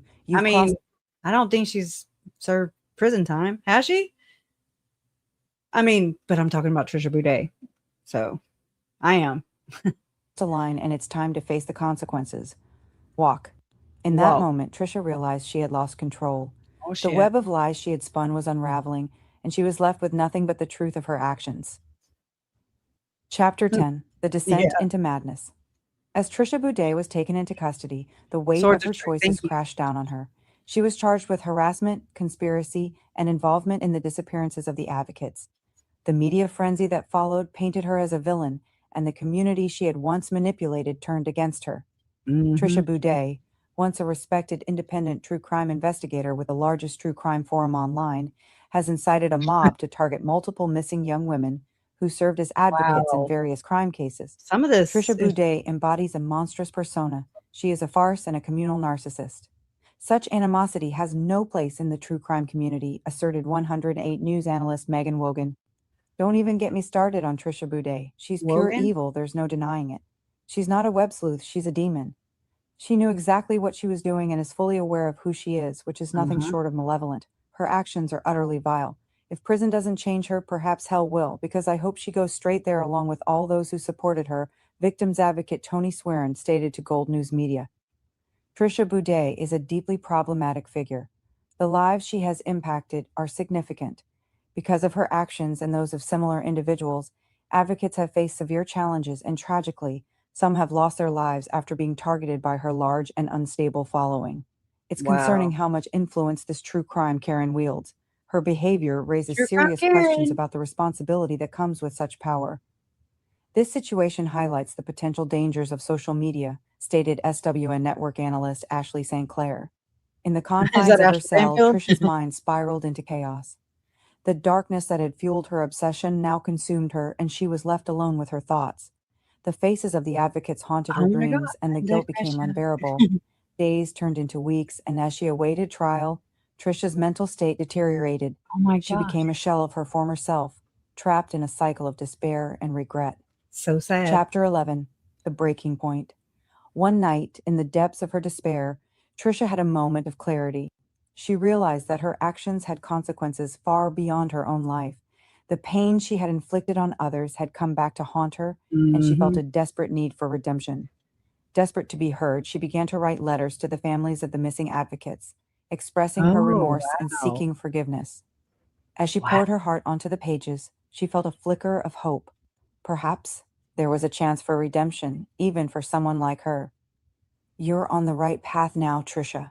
If you can let go of the anger you're holding on to, you might have a chance at parole or even early release in the future. I'll get you pens and paper shortly. If you truly want to change and do good, just begin. Don't overthink it, jail guard J.B. Stipp advised. You're making the right choice by being less angry. You need to accept that everyone has a right to an opinion on something, including crime cases. Exactly. Damn. Chapter 12, The Trial. When the day of her trial arrived, Tricia stood before Judge Ingram, her heart racing. The courtroom was filled with the families of the advocates, their eyes filled with both pain and anger. She felt the weight of their gazes, and for the first time, she understood the impact of her actions. Yasmin Hosseini stepped up to the podium. My sister had every right to her opinion on the Morgan Huntley case. She worked tirelessly, interviewing Morgan's family and friends. Mrs. Boudet took everything from us. Her refusal to accept differing views incited violence against my sister, ultimately leading to her murder. Mrs. Boudet is a fraud, a grifter, a phony, and a deceitful armchair investigator. She distorts crime cases for her own gain. Her reckless actions resulted in my sister being taken from us by one of her deranged supporters. Tricia deserves to be held accountable. Yasmin's voice trembled with sadness and anger as she turned to Tricia, saying, How could you do this to us? Did you even think about the consequences? You broke so many hearts. My sister is gone because of you. After her statement, Yasmin left the podium and exited the courtroom. As the prosecution laid out their case, Tricia's heart sank. She listened to the testimonies of those affected by her actions, and the reality of her choices hit her like a freight train. When it was her turn to speak, she took a deep breath. I'm sorry for the pain I've caused. I was lost in my own anger and hatred, and I let it consume me. I never meant for anyone to get hurt because of me. Her words were met with silence, and she felt the weight of their judgment. But she knew she had to speak her truth, no matter the consequences. Chapter 13, The Sentence. The judge delivered the verdict, and Tricia was sentenced to 25 years in prison with the possibility of parole. Is that what Cousin Greg? Following a comprehensive investigation, it was ascertained that several members of her entourage had perpetrated the kidnapping and murder of various advocates, including Niloufar Hosseini. Tricia was found to have incited these heinous acts and was subsequently adjudicated and sentenced by the court. As she sat in her cell, she realized that her journey toward redemption was just beginning. She had a long road ahead, but she was determined to change. In prison, Tricia began to participate in programs focused on rehabilitation and self-reflection. She attended therapy sessions and support groups, learning to confront her past and the hatred that had consumed her. With each passing day, she felt a sense of clarity and purpose. She began to write, documenting her experiences and the lessons she had learned. It was a way to process her emotions and seek forgiveness for her actions. Chapter 14, The Path to Redemption. How old was she? Tricia worked to rebuild her life. She found solace in helping others while behind bars. She encouraged others to support victims of crime and advocated for mental health awareness. Through her work, she met people who had faced their own struggles, and she found strength in their stories. The connections she formed helped her heal, and she realized that she could use her experiences to make a difference. One day, she met a woman named Myra, who was in prison for beating her ex-husband to death.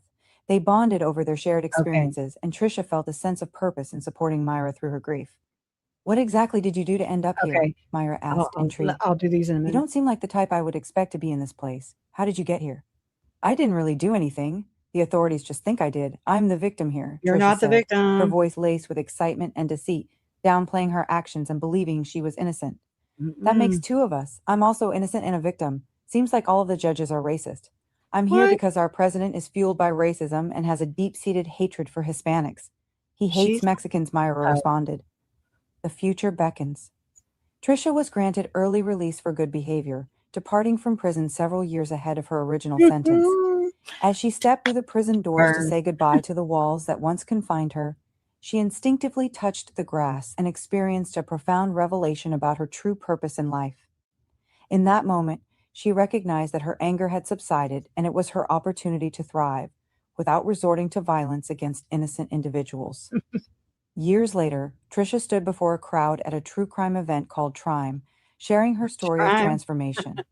The audience listened intently as she spoke about the importance of forgiveness and the power of second chances. With a renewed sense of purpose, Tricia knew that her journey was far from over. She would continue to advocate for those in need, using her voice to inspire change and promote understanding. She even started Scale the Truth Up again. We stand by you, Tricia. You made a mistake, I committed murder, theft, and God forgives me too, Keenan Johnson said directly to Trisha after her speech.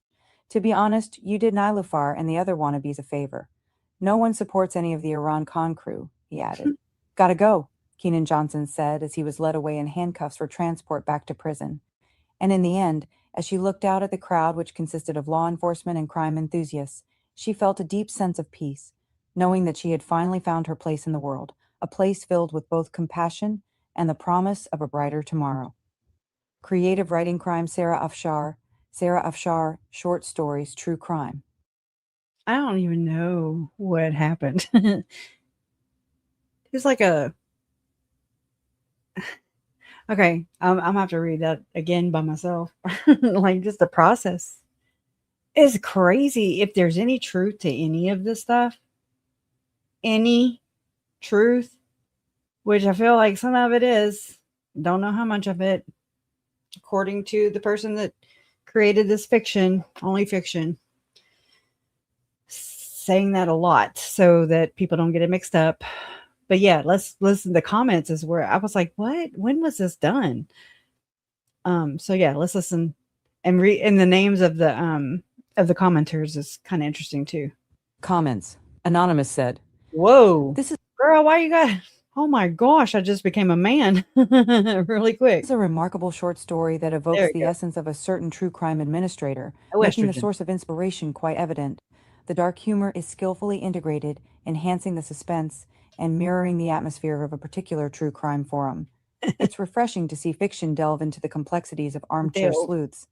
An outstanding piece, expertly crafted. Well done, Sarah. May 5th, 2025 at 4:01 a.m. So yeah, May 5th, 2025. I was like, damn. But this is before. Okay, now I'm thinking about it. This is before. This is like right as the trials were going on in Arizona with Lorie representing herself. The last birthday of mine that would be wrecked by Lorie and Judd in their fucking trials. Man, okay.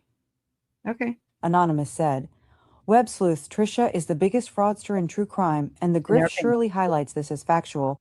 Great short story depicting this real-life villain. May 14th, 2025 at 10:58 a.m. Chris MacDonough fan said, I knew exactly who this short story was about immediately after reading it. She is so unhinged along with her following. June 8th, 2025 at 5:21 p.m. This one's bad. Anonymous said, Trisha is a big old fat slob. Imagine what that couch smells like. She and anyone who associates themselves with her is a gross pig. Oh my God. I'm so embarrassed. July 7th, 2025 at 12:46 p.m. Scientific Skeptic is a Fraud said, This serves as a fascinating case study and short of a real-life antagonist. It is particularly striking how she endeavors to project an aura of normalcy, despite clear indicators of her psychological instability. Her video analyzing Chris MacDonough and blaming others for what she herself does exemplifies the behavior of a psychopath attempting to blend into societal norms. The erratic bouncing exhibited in the footage of her attacking Chris MacDonough is a telling manifestation of her underlying psychological distress, revealing the complexities of her mental state through a digital lens. I can't stand to watch her, and I don't think most people can either. August 17th, 2025 at 6:11 a.m. Anonymous said, she looks and acts very sick. August 27th, 2025 at 2:40 a.m. Anonymous said, the cartoon is too skinny to be Trisha. LOL. August 27th, 2025 at 4:43 a.m. Anonymous said, so much pond scum in a web of trash. This is great short story that depicts the warped reality of a real-life evil person. Trisha is evil, and I'm ashamed I ever appeared on her YouTube live several years ago. Me too. September 30th, 2025 at 7:45 p.m. Anonymous said, Trisha from Web Sleuths is disgusting and horrible person and looks like she doesn't shower. February 18th, 2026 at 11:40 a.m. Anonymous said, I think Trisha Griffith from Web Sleuths, along with Terry Cavatello, were impersonating Marcy Wogan. Myra Eminem may have been involved, but it was 100% true. You notice how when Ping said bogan and how it's, I forget the meaning of it. Oh shit. I'll find it. Someone with no couth. Okay. Wogan and Bogan sound alike. Anyways. I think Trisha Griffith from Web Sleuths, along with Terry Cavatello, were impersonating Marcy Wogan. Myra Eminem may have been involved, but it was 100% Trisha Griffith, the Web Sleuths admin's voice in the recordings. Allegedly. These low-life losers are the cancer of true crime and should be committed to a psychiatric hospital. Who would trust any of these fraudsters with crime cases? February 26, 2026 at 11:35 a.m. Anonymous said, Web Sleuth's Trisha is a monster. She's probably the most evil armchair detective I've ever encountered. This woman is evil, evil. I agree. March 26, 2026 at 4:49 p.m. Anonymous said, what she did to Chris McDonough is beyond disgusting. Also her treatment of Tony Ingram after she interviewed her and the gross post she made under the podcast. March 27th, 2026 at 9:11 p.m. Anonymous said, the grift that keeps on grifting, she's the worst of the worst. April 1st, 2026 at 3:48 p.m. Clavicular fan said, I'm sorry, but she talks like an old hag who stuffed a sock in her mouth. Mm-hmm. April 3rd, 2026 at 3:10 p.m. M.A. Carano fan said, she's a major grifter along with her lazy-eyed producer Stacy Christensen, who I really think is really a relative of Terry Stipp. She's getting exposed by lots of influencers on YouTube right now, including Jolene Lusner, who has exposed this scammer and con artist in a multi-part series. About Time, what she did to Chris McDonough, and many others. Karma is amazing. April 9th, 2026 at 7:46 p.m. Anonymous said, Jolene Lunzer is a hero. It's about time the biggest con artist in true crime is exposed. Precious, stop with Thank your you, voice. Jolene. Thank you, Jolene. April 14th, 2026 at 2:48 p.m. Dreadful Penny fan said, Trash a grift in is getting exposed big time. Karma is amazing. April 15th, 2026 at 6:09 p.m. Anonymous said, Trisha doesn't really offer much to the true crime genre other than Web Sleuths, which she bought almost 2 decades ago. The original owner of Web Sleuths regrets ever selling that forum to her. April 17th, 2026 at 6:41 p.m. Jolene Lunzer fan said, This is brilliant. I loved it. May 14th, 2026 at 12:11 p.m. Yeah, this list is growing. Difficult Research fan said, I can't believe what this woman is doing online to people. She's so vile. Aw. June 23rd, 2026 at 6:03 p.m. Thank you. Anonymous said, What Trisha did to Chris McDonough is a big reason I stopped supporting her in Web Sleuths. June 2003, 2026 at 6:04 p.m. Post a comment. Search this blog. Search by sub. All right. Wow. So look, this is a new comment because I didn't see it before. But that makes me feel special. And I feel special. And I don't even want to like start a cult. Okay. It is okay to do that. It's okay to feel special. Just not that special. But this is the actual blog. And I mean, I have not even gone further than this. So, I mean, I've kind of looked a little bit. Let me back this down a little bit. Okay, normal. So I have no idea what, let's see. Let me put Griffith. Oh, damn. Oh, we're going to have a series.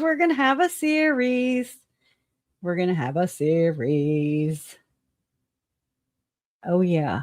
We got some learning to do. There's 191 comments on this one. So I say we do this one next time. Oh, yeah. Oh, my gosh. Oh, for sure. Oh, my gosh. That's a lot of shit. Oh, plus all the comments, too. I can't wait to read the comments. I'm going to wait. I'm not going to cheat. But I will put this link in the chat. And if you want to cheat, that's up to you. Okay. Okay. Oh my God. I've been putting this off. I tried giving it to Jolene when I first saw it, but she, I sent an email, but I get it. Look, I have not checked. I suck at text, much less my email. So I make my rounds, and now I do want to share this before we part. This is something that Mitzi Blankenship sent. And it appears to be a short, and it's about the birth of Mormonism predicted in Bible. So just want to play. I don't even know how. Oh, Early prophesied in the New Testament. I'm gonna let that's the birth of Mormonism was literally prophesied in the New Testament. I'm gonna let that sit. Joseph Smith, as a teenager, he starts doing something they called it treasure digging or glass looking. He was using quote unquote special stones to try to locate buried treasures. In his teen years, he gets arrested and tried for quote unquote being a disorderly person because what they considered him doing, this is really important, was a form of fortune telling. So bookmark this. This is really important. From an early age, kids walking around with these little special stones trying to, through some spiritual way, figure out where buried treasure is. Bookmark that in your head. That's a big deal. So the Bible explicitly warns have nothing to do with witchcraft, spiritism, and the occult. People ask, hey man, is that stuff real? Yep, it's real demonic. Then you got this kid. He's messing with these magic stones, trying to spiritually discern where things are. Why? Because the kid started opening himself up to demonic spirits by messing with things when he's 15. Let's go a layer deeper. So in 2 Corinthians 11:14, number 1, we're told that Satan, quote, masquerades as an angel of light. In 2 Corinthians 11, for if somebody comes to you and preaches a Jesus different than the Jesus we preached, or if you receive a different spirit from the spirit you received, or a different gospel from the one you accepted, he says, you put up with it easily enough. He's going, who's bewitched you? That's what he says. Then Galatians 1:8, the apostle Paul says, but even if we or an angel from heaven comes to you and preaches a different gospel than the one you have received from us, let him be accursed. Keep all that in your head. Have nothing to do with spiritism, occult practices, because it opens the door for demons. Hey, watch out. People might come someday in the power of an evil spirit and preach to you a different Jesus than the one you. Yes, Lorie Daybell, paging Lorie Daybell. Received. And then, hey, heads up, someday something that looks like an angel of light may appear to you and preach a different gospel, a different way to salvation than the one you've received here. And then it just so happens that 1800 years later, a little kid named Joseph Smith starts messing around with things that seem to have to do with spiritism and the occult, opening some doors in his life. He's out in the field one day and he comes back and he's like, man, this weird thing just happened. An angel of light just appeared to me. And guess what he did, man? He said that there are these little golden plates that have new revelation on them. And actually, everything that we've believed about Jesus for 1800 years is wrong. And I learned about a new Jesus, a new way to think about Jesus, a new way to be saved, a different gospel. Ladies and gentlemen, that is the exact fulfillment of everything the Old and New Testament said would happen. Spiritism and the occult, opening doors to unholy spirits, a different Jesus, and another gospel presented by an angel from heaven masquerading as an angel of light. And that is how you got the birth of Mormonism. Bing bong, right? That was really good. Thank you so much, Missy, for sending that. Huh. And he said it so fast, or, in such a small amount of time. Holy crap, I'm still trying to grasp it. Oh. Hey, thank you, Googie. I see you right there in chat. I'm so embarrassed. I was in a chat. You were in a chat saying I would like to add my comment. I am a proud former Jim, etc. Wrong chat. Oops. Oh my God. I had stuff about Trisha too. Alex must have been saying, what the fuck? We love you. That's why we get each other. Okay. Okay. I mean, like today, Andy went to go tender a cat and then I was watching Mormon stories, but it was the chat. There was a chat there and I was like, well, maybe her thing flipped over to Mormon stories. And then I'm like, wait, no, what happened? What happened? Anyways, thank you. Thank you so much, Googie. I appreciate you. And also to Tisme Krista. Okay, so Krista, I've been spending days looking into JM credentials. I've been trying to get a hold of Andy or anyone to pass along my info. I want to do more. Can you and Andy email me? I'll put in chat because Super won't let me put my email. At least they're not misspelling everything now. You know how in Super Chat, I don't know if they're still doing it. I've just been sending stickers, but they were messing up. It would mess up what you say, and then somebody try to read it and they're like, what? Oh, get it together, YouTube. But okay, so what I do like, you know, in chats or whatever, I'll put Kresha 01223, and then I put at and then Gmail, and then I put DOTCOM, and then that's what I do. So I don't know if you can do that, or because I don't think I have it to where you can't post links, I don't believe, but if you kind of break it up, then, you know, it'll let you in that way. Hold on, let me see, like this right here. Oh .com. But yes, would love. I would gladly pass it on. I actually have Andy's number, and like the other day, I text her some stuff, you know, just something I'm curious about, but I don't have enough. I don't have enough yet, or, you know, I don't even know if it's worth. But it has something to do with the animal shelters and the Best Friends Animal Society, and that ties into David Levitt and the Process Church of the Final Judgment, and the Scientology Church, and the Mormon Church, and also, you know, like David Levitt is, he's been under investigations before. He moved to Scotland to a castle because isn't that what everybody does?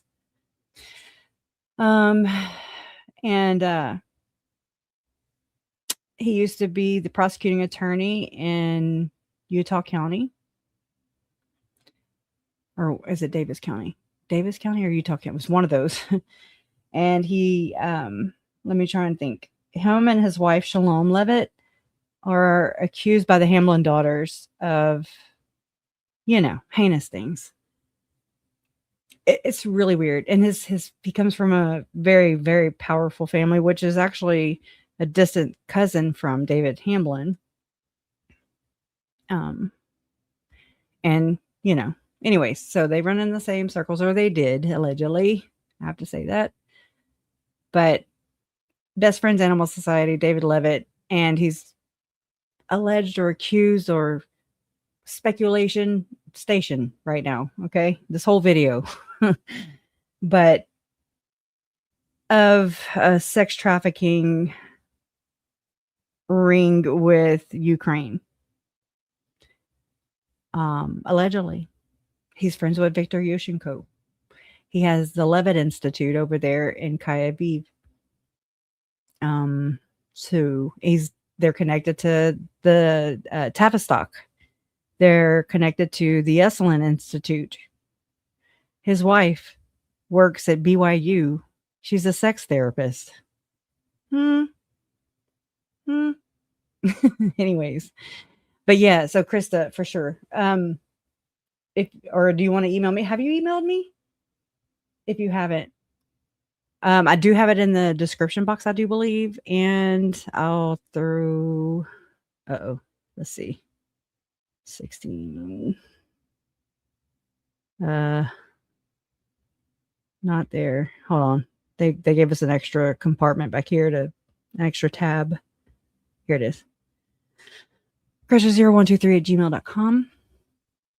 And I would gladly, and I appreciate the help too. You know, we have amazing community researchers here who just do it for fun. I enjoy it. I didn't realize how much I enjoyed it until I ended up here, you know. But where I have a thing. Hold on. I'm not very fast at this.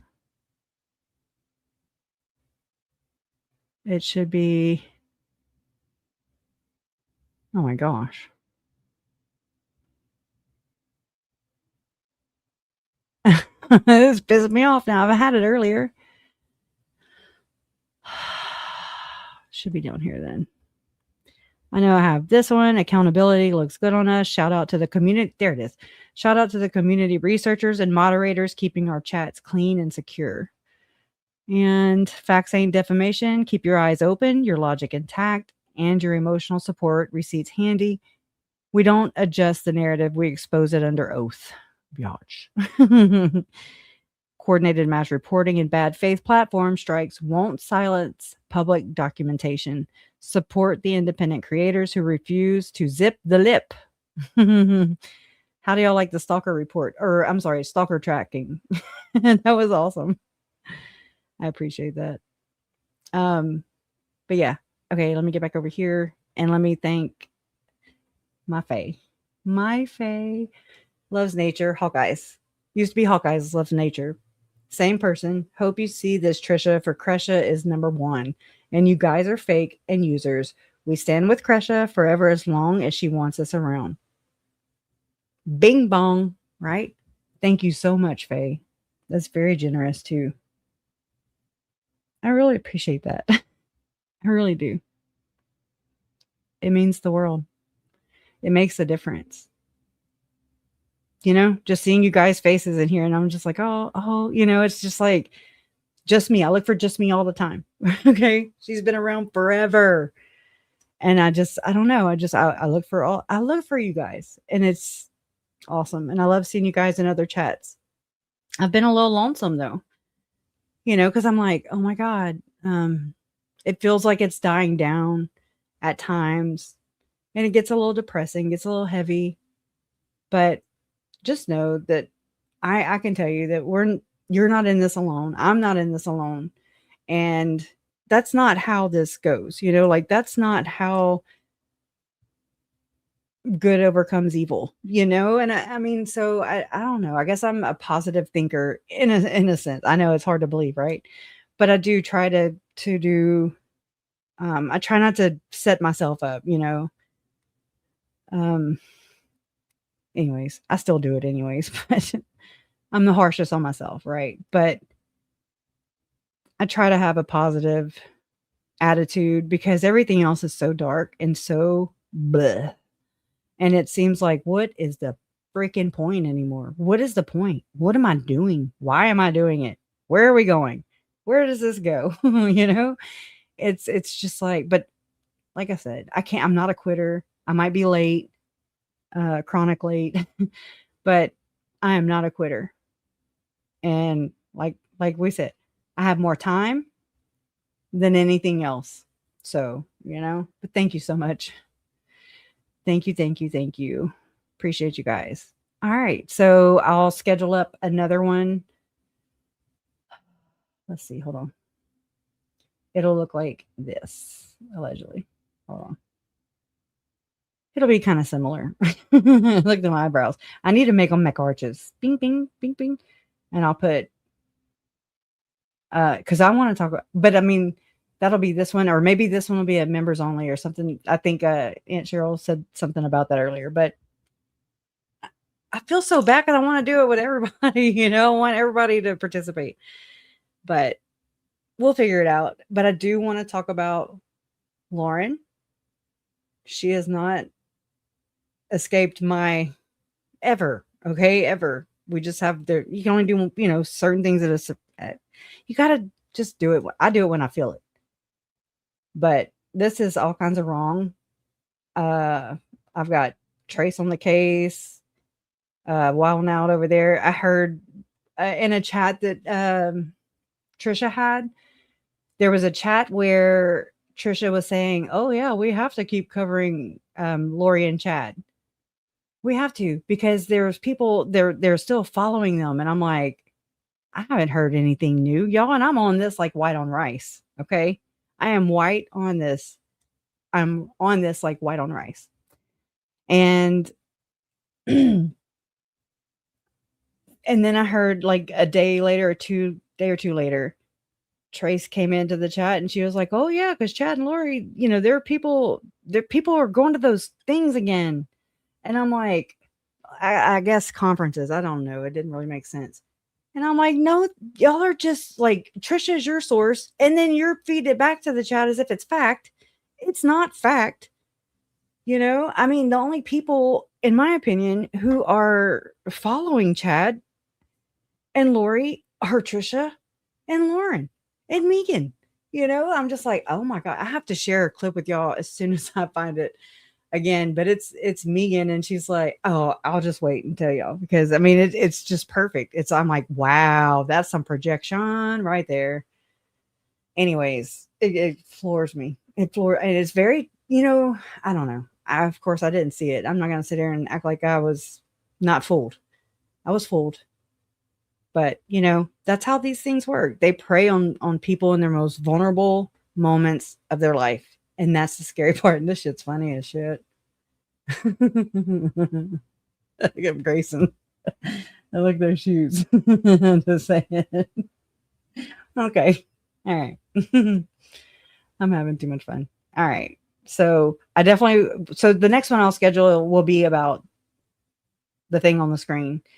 And then we'll roll into part 2 of Trisha and the Sarah Afshar. I don't know. I'm gonna have to try and memorize that name. But anyways, okay. I'm sitting here. A long goodbye. So long, farewell. All right. All right. So Justice, and I'm going to upload some videos tonight. So be on the lookout. Keep your notifications on, or, make sure you're subscribed. I've been unsubscribed from people too. And I'm like, what the hell? It really sucks. All right. Justice. Oh, wait. Yeah. Justice for Tylee, Charles, Tammy, JJ, and Joe. Love always wins. You guys are proof. See you tomorrow. Oh, I pushed the wrong thing.